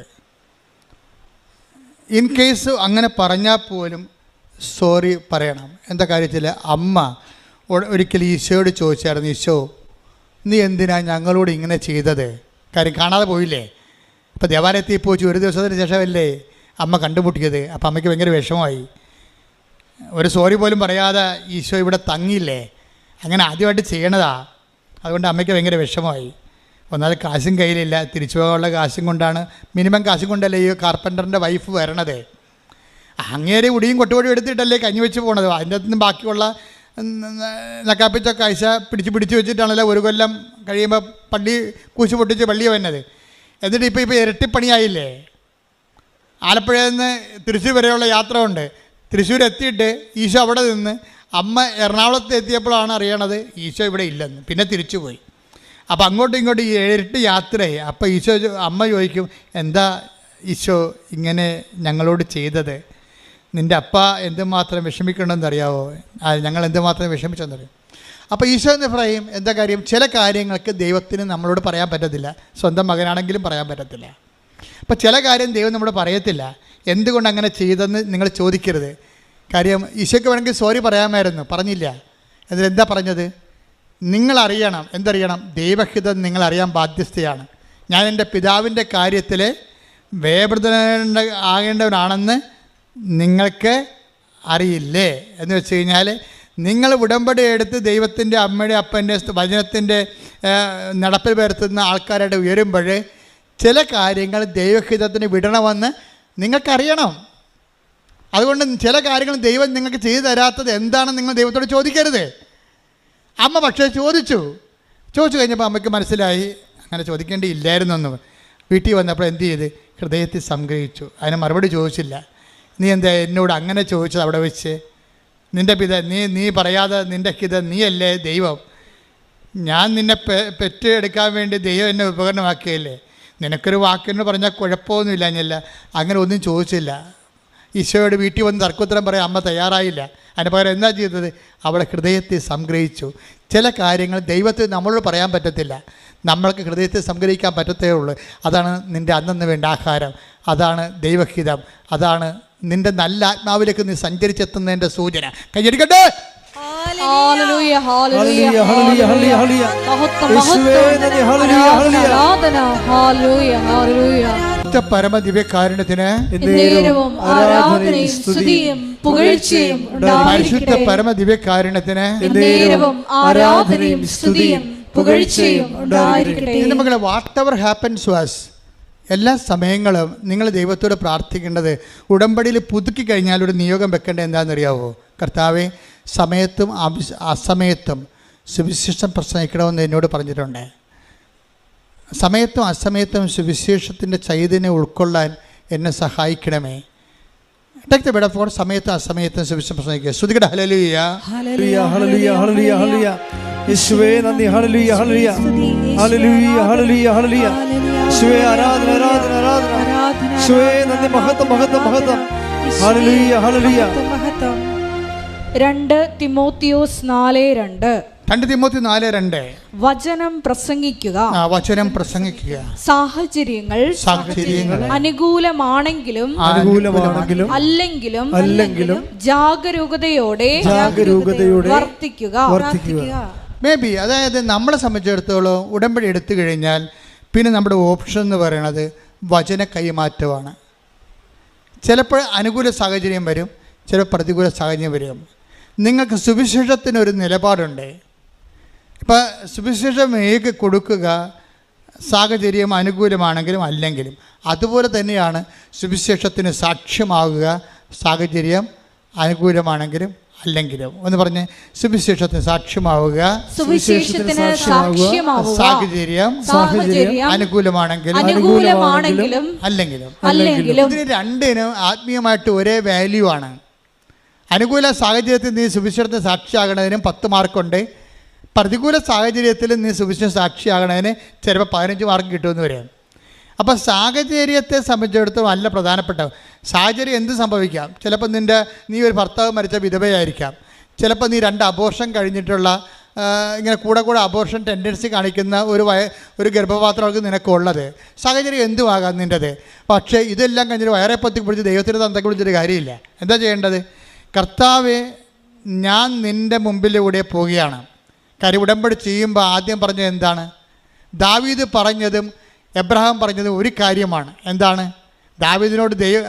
എബ്രഹാത്തിനോട് ദൈവം പറഞ്ഞത് എന്താണ്? നീ എൻ്റെ മുമ്പാകെ ഉണ്ടാകണം, സാഹചര്യം അനുകൂലമായാലും പ്രതികൂലമായാലും. മനസ്സിലായോ? വേറെ കണ്ടവൻ്റെ പുറകെ മുമ്പേ പോയി നിൽക്കരുതെന്ന് അർത്ഥം. Take the bread for 17:3. ശ്രുതിക്കട്ടെ. ഹല്ലേലൂയ.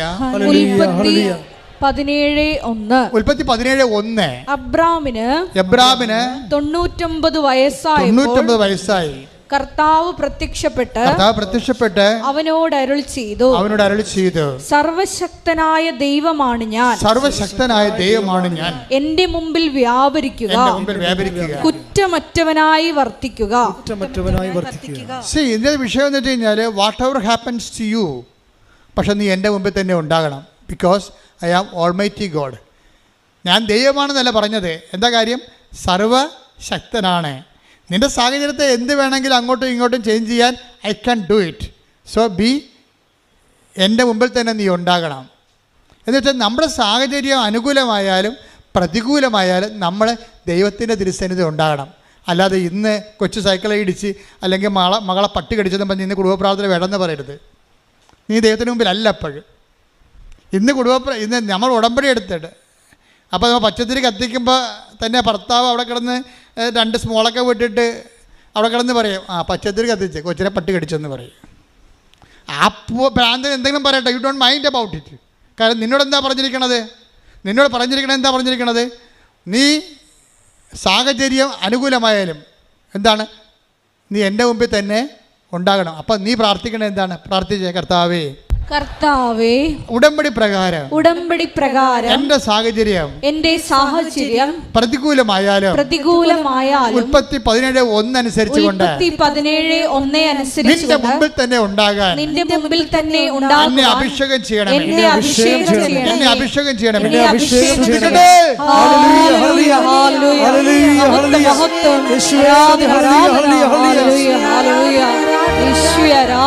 പരിശുദ്ധ പരമ ദിവ്യകാരുണ്യത്തിന് ആരാധനയും സ്തുതിയും പുകഴ്ചയും ഉണ്ടായിരിക്കട്ടെ. എൻ്റെ മക്കളെ, നിങ്ങളുടെ കയ്യിൽ നിന്നൊരു കയ്യബദ്ധം വന്നു വിചാരിച്ചോ? നിങ്ങൾക്ക് നിങ്ങളുടെ സ്വഭാവത്തിൻ്റെ രീതി അനുസരിച്ചുകൊണ്ട് ചിലപ്പോൾ അശ്രദ്ധ വരും. ഉടമ്പടി എടുത്താലും ചിലപ്പോഴും ഉടമ്പടി ജീവിക്കുകയാണെങ്കിൽ ശരി, ചില കയ്യബദ്ധങ്ങൾ വന്നു കഴിഞ്ഞായിരിക്കും അറിയണം, ദൈവമേ ഞാൻ ഉടമ്പടി എടുത്താണല്ലോ, ഞാൻ ഓർത്തില്ലല്ലോ, അബദ്ധമായി പോലല്ലോ, അങ്ങനെ ചെയ്യരുതായിരുന്നു, അങ്ങനെ പറയരുതായിരുന്നു, ഇനിയിപ്പോൾ എന്തു ചെയ്യും? കുമ്പസാരിക്കാതെ ഉടമ്പടി ചെയ്യാൻ പറ്റുമോ? എൻ്റെ മകളെ, നീ ഒന്നും ചെയ്യേണ്ട, സോറി എന്ന് പറഞ്ഞാൽ മാത്രം മതി. എന്താ കാര്യം എന്നറിയാവോ? ഒരു സോറി പറഞ്ഞൊരു മനുഷ്യനാണ് ഇസ്രായേൽ ഭരിച്ചതെന്ന് നീ ഓർക്കണം. ഞാൻ ദാവീദിൻ്റെ കുഴിമാടത്ത് ചെല്ലുമ്പോൾ അവിടെ 1.5 മണിക്കൂർ നിന്ന് പ്രാർത്ഥിച്ചിട്ട് എൻ്റെ കൂട്ടം തെറ്റിപ്പോയൊരു മനുഷ്യനാണ് ഞാനും വിജയകുമാറും. ഞങ്ങൾ ഈ ദാവീദിൻ്റെ കുഴിമാടം കണ്ടപ്പോഴെല്ലാം മറന്നുപോയി. അവിടെ നിന്ന് അങ്ങോട്ട് പ്രാർത്ഥിക്കാൻ തുടങ്ങി. കാര്യം ഞങ്ങൾക്ക് മുമ്പ് നിൽക്കുന്ന 2 യഹൂദന്മാർ ധൂപം ഇങ്ങനെ അർപ്പിച്ചുകൊണ്ട് അവരിങ്ങനെ സങ്കീർത്തനങ്ങൾ പാടി ആടി അവരിങ്ങനെ നിർവൃതി നിൽക്കുകയാണ്. എത്ര കൊല്ലം, 2500 കൊല്ലം മുമ്പ് മരിച്ചുപോയി, 2000 അല്ല 10,000-3000 കൊല്ലം മരിച്ചുപോയി ദാവീദ് സിംഹാസന ദാവീദിൻ്റെ കുഴിമാടത്തിൽ ഈ യഹൂദ പുരോഹിതന്മാർ നിന്നുകൊണ്ട് ധൂപാർച്ചന നടത്തി പ്രാർത്ഥിക്കണം കണ്ടപ്പോൾ പ്രാർത്ഥന എന്താണ് നമ്മൾ ഇത്രയും നാൾ പ്രാർത്ഥനയേക്കാൾ വേറൊരു പ്രാർത്ഥന ഉണ്ടല്ലോ, ഇങ്ങനെ തീഷ്ണമായിട്ട് 24 മണിക്കൂർ ആ മനുഷ്യനവിടെ നിന്ന് പ്രാർത്ഥിക്കുകയാണ്. അപ്പം ഞാനും കൂടെ നിന്ന് വിജയകുമാരൻ കൂടെ നിന്ന് പ്രാർത്ഥിക്കുകയാണ്. ഞങ്ങൾ 1.5 മണിക്കൂർ അറിയാതെ നിന്ന് പ്രാർത്ഥിച്ചു പോയി. തിരിഞ്ഞു നോക്കിയപ്പോൾ കൂട്ടം കാണുന്നില്ല. പഴയ ജെറുസലേമിലാണ്, അകപ്പെട്ടു പോയി. പിന്നെ ഞാൻ കൊന്തയല്ലി ആണ് ആ പണ്ടി ടെല്ലവീവിലേക്ക് ജെറുസലേമിൽ കണ്ടുപിടിച്ചത്. കൊന്തയല്ലി 1.5 മണിക്കൂർ നടന്നു കപ്പോൾ അതിൻ്റെ അത് പെട്ടുപോയപ്പോൾ പിന്നെ രക്ഷപ്പെടാൻ പാടില്ല. പക്ഷേ മാതാവ് കൂടെ ഉണ്ടായിരുന്നു. എനിക്ക് ഞാൻ കാറിൽ പോകുമ്പോൾ അമ്മയോട് പറഞ്ഞു, അമ്മേ ഞാൻ ഹോട്ടലിൽ നിന്ന് ഇറങ്ങിയപ്പോൾ വണ്ടി ഏതാണെന്ന് കണ്ടില്ല, അതിൻ്റെ ഡിസൈൻ അറിഞ്ഞില്ല, അതിൻ്റെ പേരറിയാൻ പാടില്ല. ഞങ്ങളെ കൊണ്ടുവന്ന ഞങ്ങൾക്ക് ഈ 16 ലൈൻ റോഡാണ്, നമ്മുടെ 4 ലൈനല്ല 16 ലൈൻ റോഡാണ്. അങ്ങോട്ടും ഇങ്ങോട്ടും വണ്ടി ഇങ്ങനെ നൂല് പോലെ ഇങ്ങനെ പാകിയിട്ടിരിക്കുകയാണ്. അതിൻ്റെ ഇടയ്ക്ക് ഈ പണ്ടി ഇവിടെ പോയി. നേരത്തെ അവർ ഞങ്ങളോട് കൊട്ടലിൽ നിന്ന് ഇറങ്ങിയപ്പോഴേ പറഞ്ഞാൽ, നിങ്ങൾ ഒരു കാരണവശാലും കൂട്ടം തെറ്റിപ്പോയരുത്, കൂട്ടം തെറ്റിപ്പോയാൽ ഹോട്ടലിലേക്ക് വിളിക്കാനേ പറ്റത്തുള്ളൂ എന്ന് പറഞ്ഞ് ഹോട്ടലിൻ്റെ നമ്പർ തന്ന്. ഹോട്ടൽ 90 കിലോമീറ്റർ അകലെയാണ്. പക്ഷേ വിജയകുമാറിൻ്റെ ഫോണിൽ ചാർജുമില്ല. അപ്പോൾ അതിൻ്റെയൊക്കെ അകപ്പെട്ടു. പഴയ ജെറുസലേമിനകത്ത് കുഡൂസിൽ അകപ്പെട്ടു പോയി. അപ്പോഴെന്ത് ചെയ്യും? ഞാൻ പറഞ്ഞു, ഒന്നും ചെയ്യണ്ട, ജപമാല ചെല്ലാൻ പറഞ്ഞ്. ഞാൻ ഒരു ജപമാല ചൊല്ലിയിട്ട് കണ്ട വഴി തെക്കും വടക്കും അറിയാൻ പാടില്ല, നല്ല ഉച്ച 12 മണി നേരം, നല്ല ഒരു 40 ഡിഗ്രി ചൂട്. അങ്ങോട്ടാണ് അങ്ങോട്ട് പോകുമ്പോൾ അങ്ങോട്ടും ഇങ്ങോട്ട് വഴി, പടിഞ്ഞോട്ട് വഴി, പിന്നെ അങ്ങോട്ട് പോകുമ്പോൾ പിന്നെ ഇടക്കോട്ട് വലത്തോട്ടും വഴി, പിന്നെയും വഴി. ഏത് വഴിയാണ് റോഡെന്ന് എവിടെ എത്തുമെന്ന് ഒരു പിടിയില്ല, വെച്ച് നടക്കുകയാണ്. അപ്പം ഞാൻ പറഞ്ഞു, അമ്മേ നീ നടന്ന വഴിയാണത്, ഞങ്ങൾക്ക് 2 പേർക്ക് ആദ്യമായിട്ട് ഇവിടെ വന്ന് ലാൻഡ് ചെയ്യേണ്ടതാണ്, ഞങ്ങൾക്ക് ഇവിടുത്തെ വഴിയൊന്നും അറിയത്തില്ല, ഞങ്ങളുടെ വണ്ടിയും അറിയത്തില്ല എന്ന് പറഞ്ഞു. അപ്പോൾ ഞാൻ ഈ കൊന്ത ചൊല്ലി തീരും, അപ്പം നീ ഞങ്ങളെ വഴിയിലെത്തിച്ചിരിക്കുമെന്ന് പറഞ്ഞു. അപ്പോൾ വിജയകുമാർ പറഞ്ഞ് അപ്പോഴാദ്യമായിട്ടാണ് ഒരു വിശ്വാസം പ്രയോഗത്തിൽ വരണത്. പുള്ളിക്ക് കണ്ടുപിടി ഞെട്ടണത് അങ്ങനെ. ഞാൻ പറഞ്ഞു, 5ാമത്തെ ദിവസത്തിൻ്റെ പിതാവിൻ്റെയും പുത്രൻ്റെയും പറഞ്ഞപ്പോൾ ഉണ്ട് ഞങ്ങൾ റോഡേ എത്തി അവിടെ. പക്ഷേ റോഡേ എത്തുമ്പോൾ എന്ത് റോഡാണ് ഈ കാണുന്നത്? 16 ലൈൻ റോഡാണ്. ഇൻ്റർനാഷണൽ ടൗൺ സിറ്റിയല്ലേ, അവിടെ ചെന്ന് അകപ്പെട്ട്. ഏത് വണ്ടി? നമ്മുടെ വണ്ടി എവിടെ പോയെന്ന് ആർക്കറിയാം? നമ്മുടെ മൊബൈലും വർക്ക് ചെയ്യണില്ല. എനിക്ക് പിന്നെ റോമിംഗ് ഇല്ല. സാറിന് റോമിംഗ് ഉണ്ട്, പക്ഷേ അവിടെ ബാറ്ററി വർക്ക് ചെയ്യണില്ല. ആകെപ്പാടെ കുഴപ്പത്തിലായി വിജയകുമാറിനോട് പറഞ്ഞു, സാറേ ഒരു വണ്ടി, ഞാൻ പറഞ്ഞു സാറേ ഒരു വണ്ടി എടുക്ക്, ഒരു ടാക്സി എടുത്ത്. ടാക്സി വന്ന് നിന്ന് ടാക്സിക്കാരൻ ഞങ്ങളോട് ചോദിക്കുകയാണ് എവിടെ പോകണമെന്ന്. ഞങ്ങൾക്കറിയാമല്ലോ എവിടെ പോകണമെന്ന്. ഞങ്ങളുടെ വണ്ടി പിടിക്കാനാണ് ഇയാളെ വിളിച്ചിരിക്കണമെന്ന് അറിയാമോ? അപ്പോൾ വണ്ടി എവിടെയാണെന്ന് ഞാൻ ചോദിക്കത്തില്ലേ? അപ്പം ഞാൻ പറഞ്ഞു ഗെറ്റലാണെന്ന് പറഞ്ഞു, മുമ്പോട്ട് പോകാൻ പറഞ്ഞു കഴിഞ്ഞപ്പോൾ ഇയാൾ ഇടയ്ക്കിടയ്ക്ക് പറയുന്നുണ്ട് അപ്പോൾ ഇയാൾ എവിടെ പോകണമെന്ന് പറഞ്ഞ്. അപ്പോൾ സാറ് പറഞ്ഞ് ഗെറ്റലാണ് അപ്പോൾ മുമ്പോട്ട് പോകാൻ ഗ്രോഫ്രണ്ട് എന്ന് പറയുന്നുണ്ട്. പക്ഷേ അപ്പം ഞങ്ങളുടെ കൂടി ജവമാല എഴുതിക്കൊണ്ടിരിക്കുകയാണ്. എൻ്റെത് ഡ്രൈവറും വണ്ടിയൊന്നും അല്ല പ്രശ്നം, ഈ ജവമാല കൃത്യമായിട്ട് ചെല്ലുക എന്നുള്ള ആ സമയത്ത് ജവമാല ചെല്ലിക്കൊണ്ടേ ഇരിക്കുകയാണ്. അപ്പോൾ എൻ്റെ മനസ്സിൽ സാറിനോട് പറയും, സാറേ 5ാമത്തെ ദിവരഹസ്യത്തിന് നമ്മൾക്ക് ഈ സ്ഥലത്തെത്തിയെങ്കിൽ അടുത്ത കൊന്ത തീരുമ്പോൾ ഈ വണ്ടി കൊണ്ടുവന്ന് നമ്മുടെ മുമ്പിൽ അമ്മ തരുമെന്ന് പറഞ്ഞു. അമ്മ തരും. അപ്പോൾ ഞാൻ സാറും കൂടി ചെല്ലിയിട്ട് അപ്പോൾ ഡ്രൈവർ ഇടയ്ക്ക് ഞങ്ങളെ പ്രാർത്ഥനയ്ക്ക് ഉതപ്പുണ്ടാക്കുന്നുണ്ട്. അയാൾ അപ്പോൾ വിജയകുമാർ ചോദിച്ചു, വാ മിണ്ടാതിരിക്കുക, നിങ്ങൾക്ക് എത്ര രൂപ വേണം? അപ്പോൾ പറഞ്ഞ് അയാൾ $500. ഉടനെ $500 എടുത്ത് അയക്ക് കൊടുത്ത്. എവിടെ? 2 കിലോമീറ്ററേ പോയിട്ടുള്ളൂ. ഞങ്ങൾ മണ്ടന്മാരെ ഇന്ത്യക്കാരാണെന്ന് അയാൾക്കറിയാം. കാര്യം ഇത് വഴി അറിയാൻ വല്ലതും കയറി ഇരിക്കുക, സ്ഥലം പറയാവല്ലിരിക്കുക. ഇന്ത്യക്കാരുടെ ആരും 2 മണ്ടന്മാർ കേട്ടിട്ടുണ്ട്. ഇന്ത്യക്കാരെ മണ്ണൊന്നും വേണ്ട, ഇന്ത്യക്കാർ ലോകത്തിലെ ഏറ്റവും വലിയ ബുദ്ധിയുള്ളവരാണ്. പക്ഷേ ഞങ്ങൾ അവിടെ ചെന്നപ്പോൾ ഇയാൾക്ക് വഴി പറഞ്ഞ് ഞങ്ങൾക്കറിയത്തില്ല അവിടെ തെക്കും വടക്കും. ഞങ്ങളുടെ ജീവിതം അങ്ങനെ അകപ്പെട്ടിരിക്കുകയാണ്. അപ്പോൾ എൻ്റെ മനസ്സിലിരിക്കണ കൊന്ത മാത്രമേ ഒരു ഉറപ്പുള്ളൂ. ഇതാണ് നമ്മുടെ ഈ പാത്ത് ഫൈൻഡർ എന്ന് പറയുന്ന സാധനം ഇതാണ്. ഇത് വെച്ചുള്ള കളിയാണ് നമുക്കറിയാവുന്നത്. അപ്പോൾ ഞാൻ ഈ കൊന്ത തീരണ സമയത്ത് 4ാമത്തെ കൊന്ത തീരുമ്പോൾ തന്നെ അമ്മ പറഞ്ഞ് വണ്ടി ചുവപ്പാണെന്ന് പറഞ്ഞേ. അപ്പോൾ വണ്ടി ചുവപ്പ് നിറവാണ്, താഴെ കറുപ്പുണ്ടെന്ന് പറഞ്ഞ്. ഞാൻ ഉടനെ സാറിനോട്, സാറേ ചുവപ്പ് വണ്ടിയാണെന്ന് അമ്മ പറയുന്നുണ്ട്, താഴെ കറുപ്പുണ്ടെന്ന് പറയുന്നുണ്ട്. 5ാമത്തെ രഹസ്യം ചൊല്ലി അവസാനിക്കുമ്പോൾ ചുവപ്പും കറുപ്പും വണ്ടി ഞങ്ങളുടെ മുമ്പിൽ കൊണ്ടുവന്ന് തന്ന അമ്മ. ഈ എൻ്റെ പ്രോബ്ലം വെച്ച് കഴിഞ്ഞാൽ ഇതെല്ലാം അനുഭവങ്ങളാണ്. അനുഭവങ്ങളെന്ന് പറയണത് അതാണ് പഠിപ്പിക്കലെന്ന് പറയണത്. ദൈവം അനുഭവങ്ങളിലൂടെയാണ് നമ്മളെ പഠിപ്പിക്കുന്നത്. Take the word of God 143:10 എടുത്ത് ശ്രുതിക്കട്ടെ. ഹല്ലേലൂയ ഹല്ലേലൂയ ഹല്ലേലൂയ യേശുവേ നന്ദി. ഹല്ലേലൂയ ഹല്ലേലൂയ ഹല്ലേലൂയ ഹല്ലേലൂയ. ആരാധന. 143:10 സങ്കീർത്തനങ്ങൾ. അങ്ങയുടെ ഹിതം അനുവർത്തിക്കാൻ എന്നെ പഠിപ്പിക്കണം. അങ്ങയുടെ ഹിതം അനുവർത്തിക്കാൻ എന്നെ പഠിപ്പിക്കണമേ. എന്തെന്നാൽ അവിടുന്നാണ് എൻ്റെ ദൈവം. എന്തെന്നാൽ അവിടുന്നാണ് എൻ്റെ ദൈവം. അങ്ങയുടെ നല്ല ആത്മാവിനെ എന്നെ നിരപ്പുള്ള വഴിയിലൂടെ നയിക്കട്ടെ. Praise the Lord. അപ്പോൾ അങ്ങയുടെ ഹിതം അനുവർത്തിക്കുകയാണ് എൻ്റെ ആഹാരം. അതാണ് നിരപ്പുള്ള വഴികളിലൂടെ. അപ്പോൾ ദൈവത്തിൻ്റെ ഹിതം അനുവർത്തിക്കുന്ന വ്യക്തിയായി നമ്മൾ എപ്പോൾ മാറുന്നുവോ അപ്പോൾ നമ്മൾ നിരപ്പുള്ള വഴിയിലൂടെ വരും. കാര്യം ഇതിൻ്റെ വിഷയം എന്ന് പറയണത് വചനം കേൾക്കണമെങ്കിൽ വഴി നിരപ്പാക്കേണ്ടതുണ്ട്. അതുകൊണ്ടാണ് യോഹന്നാൻ മാന്താനെ കർത്താവിന് വഴിയൊരുക്കാൻ വേണ്ടിയെന്ന് പറഞ്ഞ് പ്രത്യേകം മിഷൻ കൊടുത്ത് വിടേണ്ട കാര്യം എന്താണ്?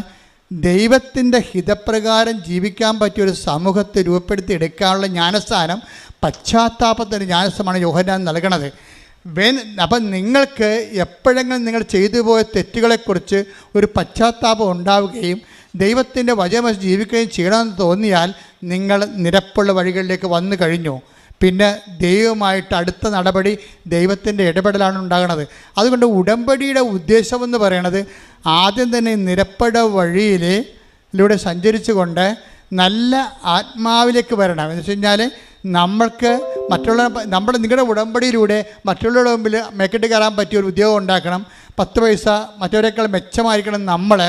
അതുപോലെ തന്നെ ഇതുപോലെ നമ്മുടെ ലോൺ പാസ്സാകുന്നതിലൂടെ നമുക്ക് അപ്പൻ്റെ ഒക്കെ നിന്ന് നമ്മൾ വീട് വെക്കാനുള്ള സ്ഥലം എഴുതി മേടിച്ച് കഴിഞ്ഞാൽ അനിയനെ എങ്ങനെയെങ്കിലും സ്കൂട്ട് ചെയ്യാം, അവിടുന്ന് ന്യൂട്രലാക്കി പുറത്താക്കാം എന്നൊക്കെയുള്ള പരിപാടികളൊക്കെ കയ്യിലുണ്ടെങ്കിൽ നല്ല ആത്മാവല്ലത്.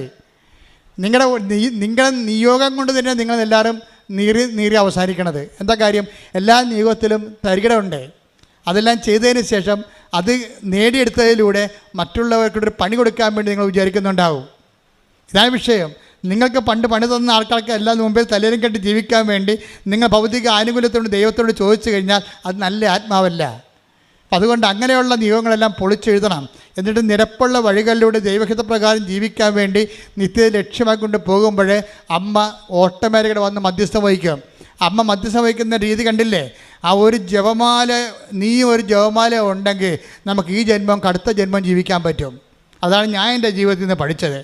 കാര്യം ജപമാല മുഴുവനും ഫുൾ ഓഫ് കർത്താവിൻ്റെ റിഡംഷൻ്റെ വീണ്ടെടുപ്പിൻ്റെ മുഴുവനും രക്ഷാകര സമ്പൂർണ്ണ ബൈബിളിനെ ഇങ്ങനെ കാച്ചിക്കുറുക്കി അങ്ങനെ മണികളാക്കി വെച്ചിരിക്കുകയാണ് ജപമാലയിൽ.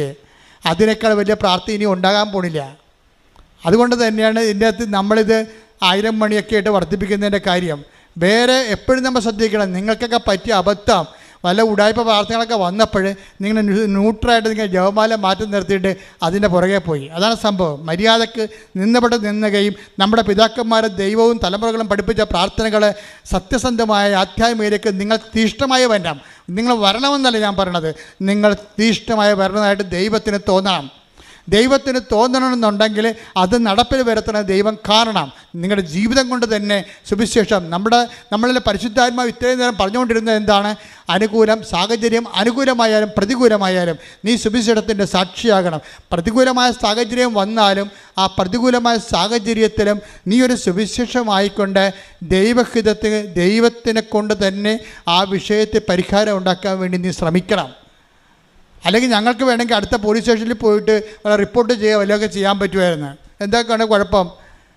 എന്താ കുഴപ്പമെന്ന് വെച്ചാൽ ഇന്ന ഹോട്ടലിലാണ് താമസിച്ചത്, ഇന്ന വണ്ടി എങ്ങോട്ടാണ് പോയെന്നൊക്കെ ട്രേസ് ഔട്ട് ചെയ്തെടുക്കണം, ഒരു കുഴപ്പമില്ല. പക്ഷേ ഞങ്ങൾ ജപമാലയിലാണ് ആശ്രയിച്ചത്. എന്ന് വെച്ചാൽ ഫസ്റ്റ് നമ്മുടെ ബുദ്ധിപരമായ മെക്കാനിസം അല്ല കാണിക്കേണ്ടത്. അത് ജഡിക ആത്മാക്കളുള്ള ആൾക്കാർ ജഡികമായ മാർഗ്ഗങ്ങൾ അന്വേഷിക്കും. ദൈവ പൈതൽ ദൈവത്തിൻ്റെ മാർഗ്ഗമാണ് ഫസ്റ്റ് പ്രയോറിറ്റി. ഉടമ്പടി നീ വിജയിക്കണമെന്ന് കാണുന്നത് എപ്പോഴാണെന്ന് വെച്ച് കഴിഞ്ഞാൽ നിൻ്റെ ഫസ്റ്റ് റെഫറൻസിൽ നിനക്കുണ്ടാകുന്ന പ്രശ്നങ്ങൾ ദൈവത്തെ കൊണ്ട് ആദ്യം പരിഹരിക്കാൻ വേണ്ടി നീ നടപടി എടുക്കുമ്പോൾ നീ ദൈവത്തിൻ്റെ നിരപ്പായ വഴികളിലൂടെയാണ്. കൈയടിക്കട്ടെ, സ്തുതിക്കട്ടെ. ഹല്ലേലൂയ, ഹല്ലേലൂയ, ഹല്ലേലൂയ.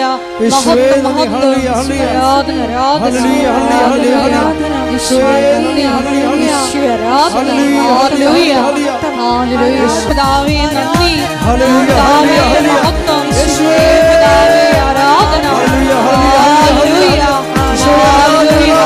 യേശുവേ നന്ദി, യേശുവേ ആരാധന, മഹത്വം മഹത്വം, ആരാധന ആരാധന. ഹല്ലേലൂയ, ഹല്ലേലൂയ, ഹല്ലേലൂയ. കൈകൾ കൂപ്പി കണ്ണടച്ച്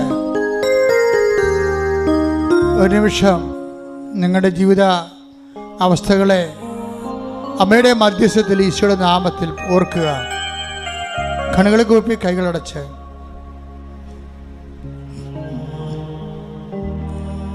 കണ്ണുകളടച്ച് കൈകൾ കൂപ്പി ഒരു നിമിഷം നമ്മുടെ ജീവിതാവസ്ഥകൾ, ഈ ആഴ്ചയിൽ ദൈവം ഇടപെടേണ്ട വിഷയങ്ങൾ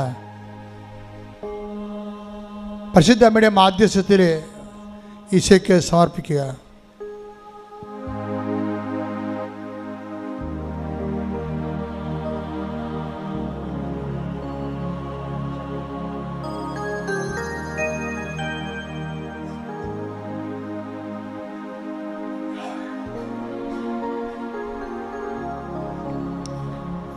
അച്ഛൻ പ്രാർത്ഥിക്കുമ്പോൾ സ്തുതിക്കട്ടെ. കർത്താവ് നിന്റെ ഉന്നതമായ നാമത്തിന് സ്വസ്ഥം ചെയ്യുന്ന കർത്താവ് നിന്റെ ഉന്നതമായ നാമത്തിന് സ്വസ്ഥം ചെയ്യുന്നു. കർത്താവ് നിന്റെ വിശുദ്ധ പൗരോഹിത്യത്തെ മഹത്വപ്പെടുത്തണമേ. കർത്താവ് സഭയിലുള്ള സാന്നിധ്യം പ്രകടമാക്കണമേ. 38 കൊല്ലം ഞാൻ അർപ്പിച്ച കൃപാനയുടെ യോഗ്യതയാൽ കൃപാസ്ഥാനത്താലെ ജീവനോടെ പ്രത്യക്ഷപ്പെട്ട പരിശുദ്ധ അമ്മയുടെ മാധ്യസ്ഥത്തിലെ ഈ തീർത്ഥാടനത്തിൽ പ്രാർത്ഥിക്കുന്നവരുടെ മേൽ, ഓൺലൈനിൽ പ്രാർത്ഥിക്കുന്നവരുടെ മേലെല്ലാം കർത്താവിൻ്റെ തിരുമുറിവാർന്ന വലതുകരം സ്പർശിക്കട്ടെ. സ്തുതിക്കട്ടെ. ഹല്ലേലൂയ, ഹല്ലേലൂയ, ഹല്ലേലൂയ, ഹല്ലേലൂയ, മഹത്വം മഹത്വം, ഈശോ ആരാധന. ഹല്ലേലൂയ, ഹല്ലേലൂയ, ഈശോ ആരാധന. ഹല്ലേലൂയ. കർത്താവ് നിന്നെ നാഥനും രക്ഷകനുമായി ഏറ്റുപറയുന്ന എല്ലാ മക്കളോടും നീ കാരുണ്യം കാണിക്കണമേ. ഉച്ചമുള്ളങ്കാല വരെ കർത്താവിൻ്റെ രക്തം പടരട്ടെ. എല്ലാ കോശങ്ങളിലും പേശികളിലും കർത്താവിൻ്റെ രക്തം പടരട്ടെ. കർത്താവിൻ്റെ ആണിപ്പെടുതാർന്ന വലതുകരത്താൽ ഓരോ അവയവങ്ങളെ സ്പർശിക്കണമെന്ന് പ്രാർത്ഥിക്കുന്നു. മാരക രോഗങ്ങൾ, തീരാവേദികൾ, ആന്തരിക അവയവങ്ങളുടെ രോഗങ്ങൾ, ക്യാൻസർ സിസ്റ്റുകൾ, ശ്വാസകോശ രോഗങ്ങൾ, കരരോഗങ്ങൾ, കിഡ്നി രോഗങ്ങൾ, ഗർഭാശയ രോഗങ്ങൾ, ആമാശയ രോഗങ്ങൾ, കുടരോഗങ്ങൾ, തൈറോയ്ഡ് രോഗങ്ങൾ, ടോസ് രോഗങ്ങൾ, സ്പോണ്ടിലോസിസ് രോഗങ്ങൾ യേശു ക്രിസ്തുവിൻ്റെ ഉന്നതമായ നാമത്തിൽ മാറിപ്പോകട്ടെ.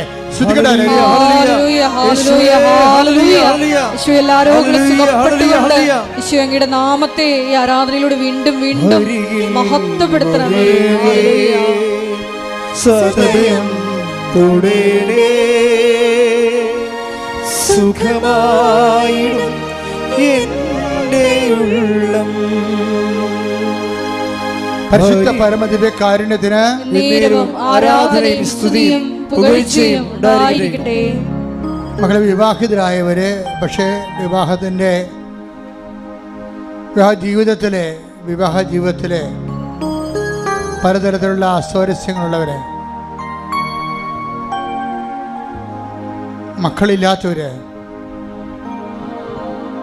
കുടുംബകലഹത്തിൽപ്പെട്ടിരിക്കുന്നവര്, അകന്ന് കഴിയുന്നവര്, ജോലിയില്ലാത്തവര്, ഉള്ള വരുമാന മാർഗം കുടുങ്ങിപ്പോയവർ, നിന്ന് പോയവർ, സാമ്പത്തിക ബാധ്യതയുള്ളവർ, വീടില്ലാത്തവർ, സ്ഥലമില്ലാത്തവർ, ജപ്തി നടപടി നേരിടുന്നവർ, വാടക താമസിക്കുന്നവർ, ഇറങ്ങിക്കൊടുക്കേണ്ടവർ, മക്കളുടെ വിവാഹം നടക്കാത്ത അവസ്ഥകൾ, പല പരീക്ഷകളിലേക്കും മക്കളെ ഒരുങ്ങിക്കൊണ്ടിരിക്കുന്നവർ, തോറ്റ പരീക്ഷയ്ക്ക് ഒരുങ്ങിക്കൊണ്ടിരിക്കുന്നവർ, അതിനുവേണ്ടി അടുത്ത പരീക്ഷയ്ക്ക് ഒരുങ്ങിക്കൊണ്ടിരിക്കുന്നവർ, ഇൻ്റർവ്യൂവിന് ഡേറ്റുകൾ കിട്ടുന്നതിന് വേണ്ടി പ്രാർത്ഥിച്ചുകൊണ്ടിരിക്കുന്നവർ, ഓരോരോ വിഷയങ്ങൾക്ക് വേണ്ടി, വ്യത്യസ്തങ്ങളായ വിഷയങ്ങൾക്ക് വേണ്ടി മാസങ്ങളായിട്ട് പ്രാർത്ഥിക്കുന്നവർ, പ്രാർത്ഥിച്ച് മടുത്തുവെന്ന് തോന്നിയിട്ട് പ്രാർത്ഥനയുടെ വിശ്വാസത്തിൻ്റെ പ്രത്യാശ നഷ്ടപ്പെട്ടിട്ട് പ്രാർത്ഥന മരവിച്ച് പോയവർ, എല്ലാവരുടെ മേലും കർത്താവിന് കണ്ടെത്തിയ യേശു ക്രിസ്തുവിൻ്റെ ഉന്നതമായ നാമത്തിൽ മാരകമായ തടസ്സങ്ങൾ, ദുരിതങ്ങൾ യേശുവിൻ്റെ നാമത്തിൽ മാറിപ്പോകട്ടെ.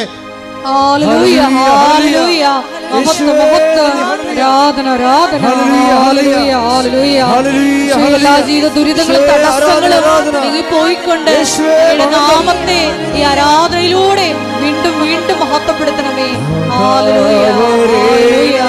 യേശുവേ നന്ദി, ആരാധന. ഹല്ലേലൂയ. സൗഖ്യം നൽകണമേ, വരേണമേ, എന്നിൽ നിറയണമേ, വരേണമേ, സൗഖ്യം നൽകണമേ. ഉടമ്പടി വെച്ച ഓരോ നിയോഗങ്ങളെ നിങ്ങൾ ഓർക്കുക, ഓൺലൈനിലുള്ളവരും ഓർക്കുക. ചില കാര്യങ്ങൾ ട്രൈ ചെയ്ത് മടുത്തിട്ട് മനസ്സിടിഞ്ഞു പോയവരെ കർത്താവ് അനുഗ്രഹിക്കേണ്ട സമയമാണിത്. അതിനുവേണ്ടിയാണ് ഇപ്പോഴും നമ്മൾ ഒരുമിച്ച് പ്രാർത്ഥിക്കുന്നത്. ശ്രദ്ധിക്കട്ടെ. ഹല്ലേലൂയ, ഹല്ലേലൂയ, ഹല്ലേലൂയ. മഹത്വം, മഹത്വം, ആരാധന, ആരാധന. ഹല്ലേലൂയ. അസ്ഥികൾ ഒരുങ്ങി, അതായത് മുട്ട് എപ്പോഴും കസേര ഇരിക്കണ കാണാം. പ്രധാന പ്രശ്നം മുട്ടുകുത്താൻ പാടില്ല. മുട്ടിൻ്റെ അസ്ഥികൾക്ക്, മുട്ടിൻ്റെ കുഴകൾക്ക് തേയ്മാനം എന്തൊക്കെയാണ്. ആ വ്യക്തി കർത്താവ് സുഖപ്പെടുന്നതായിട്ട് കാണിക്കുന്നുണ്ട്. ആരാധന, ആരോഗ്യ സൗഖ്യ സന്ദേശത്തിന് നന്ദി പറയുന്നു. ഞങ്ങളുടെ ഇടയിലുള്ള അവിടുത്തെ ജീവിക്കുന്ന സാന്നിധ്യത്തിന് നന്ദി പറയുന്നു. ഹല്ലേലൂയ, മഹത്വം, മഹത്വം, ആരാധന. ഒരു അഞ്ച് സ്ഥലമാകാം, ചിലപ്പോൾ ഡോളറാകാം, ചിലപ്പോൾ വേറെ നമ്മുടെ ഇന്ത്യൻ മണിയാകാം. 5-ലാണത് തുടങ്ങണത്. അതിൻ്റെ ഒരു ഡിസ്പ്യൂട്ടിൽ വളരെ മോശമായ ഒരു ജീവിതാവസ്ഥയിലേക്ക് ചെന്നെത്തിയിട്ട് ജോലി നഷ്ടപ്പെടുവോ, വരുമാനം മുടങ്ങുമോ എന്ന വിഷയത്തിൽ പ്രാർത്ഥിക്കുന്ന വ്യക്തിയെ, അതുപോലെയുള്ള കുരുക്ക് പിടിച്ച വിഷയത്തിന് മേലെല്ലാം ദൈവത്തിൻ്റെ കർത്താവിൻ്റെ ഉന്നതമായ ശ്രദ്ധയും ഈ പ്രാർത്ഥനയുടെ അതിൽ നിന്ന് വിടുതലും കർത്താവ് നൽകുന്നതായിട്ട് സൂചനയുണ്ട്. അതുപോലെ യാത്ര മുടങ്ങിപ്പോയവരെ, യാത്ര ചെയ്യാൻ പോകുന്നവരൊക്കെ കർത്താവ് അനുഗ്രഹിക്കുന്ന സമയമാണ്. അതിനുവേണ്ടി ശ്രദ്ധിക്കട്ടെ. ഹല്ലേലൂയ, ദൈവിക സന്ദേശത്തിന് നന്ദി പറയുന്നു. ഹല്ലേലൂയ, ഹല്ലേലൂയ, മഹത്വം, മഹത്വം, ആരാധന, ആരാധന. വരേണമേ, എന്നിൽ നിറയണമേ, വരേണമേ, സൗഖ്യം നൽകണമേ. ഗർഭിണികള് 4 മാസത്തെ വളർച്ചയേ ഉള്ളൂ കുഞ്ഞിന്. പിന്നെ കുഞ്ഞ് വളരുന്നില്ല. അവസ്ഥയിൽ ആ ഗർഭിണിക ആ മകളെ പ്രത്യേകിച്ച് കർത്താവ് സ്പർശിക്കുന്നവരെ കാണിക്കുന്നു. പക്ഷേ അതുപോലെ തന്നെ ഗർഭിണികളെല്ലാം ഈ സമയത്ത് പ്രാർത്ഥിക്കേണ്ടതാണ്.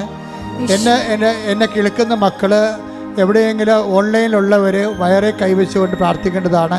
മക്കളില്ലാത്തവരും മക്കളുള്ള മക്കൾക്ക് ഗർഭിണികൾക്ക് പ്രയാസങ്ങളുള്ളവരും വയറെ കൈവച്ചുകൊണ്ട് അവർക്ക് വേണ്ടി മറ്റുള്ള ബന്ധുക്കൾ കേൾക്കുന്നവരെ സ്തുതിക്കട്ടെ. ഹല്ലേലൂയ, ഹല്ലേലൂയ, ഹല്ലേലൂയ, ഹല്ലേലൂയ, മഹത്വം, മഹത്വം, ആരാധന, ആരാധന, ഹല്ലേലൂയ. യേശുവേ സന്ദേശത്തിന് നന്ദി പറയുന്നു. ഹല്ലേലൂയ. എല്ലാ ഗർഭിണികളായ മക്കളെ അനുഗ്രഹിക്കണമേ. പരിശുദ്ധ പരമദിവ്യകാരുണ്യത്തിന് നേരവും ആരാധനയും സ്തുതിയും പുകഴ്ചയും ഉണ്ടായിരിക്കട്ടെ. കണ്ണിന് കാഴ്ചക്കുറവുള്ള എന്നതിനേക്കാൾ ഉപരി കണ്ണിന് കളറ് മാറുന്നു, ഒരു ചാര നിറമായിക്കൊണ്ടിരിക്കുന്നു, കാഴ്ച മങ്ങുന്നു. ആ വ്യക്തികളെ, കണ്ണിൻ്റെ വിഷമമുള്ളവരെ കണ്ണിൽ തൊട്ടിട്ട് സ്തുതിക്കണം. ഞാനീ പറഞ്ഞ പ്രത്യേക വിഷയത്തിൻ്റെ പേര് ദൈവത്തിൻ്റെ സൗഖ്യം ഉണ്ടാകുന്നുണ്ട്. സ്തുതിക്കട്ടെ. ഹല്ലേലൂയ, ഹല്ലേലൂയ, ഹല്ലേലൂയ, ഹല്ലേലൂയ. യേശുവേ ആരാധന. ഹല്ലേലൂയ, ഹല്ലേലൂയ. യേശുവേ കാഴ്ച സംബന്ധമായ ബുദ്ധിമുട്ടുള്ള എല്ലാ മക്കളെയും യേശുവേ തുടരണമേ എന്ന് പ്രാർത്ഥിക്കുന്നു. ഹല്ലേലൂയ, ഹല്ലേലൂയ, ഹല്ലേലൂയ. മൗനമായി പ്രാർത്ഥിക്കേണ്ട സമയമാണ്.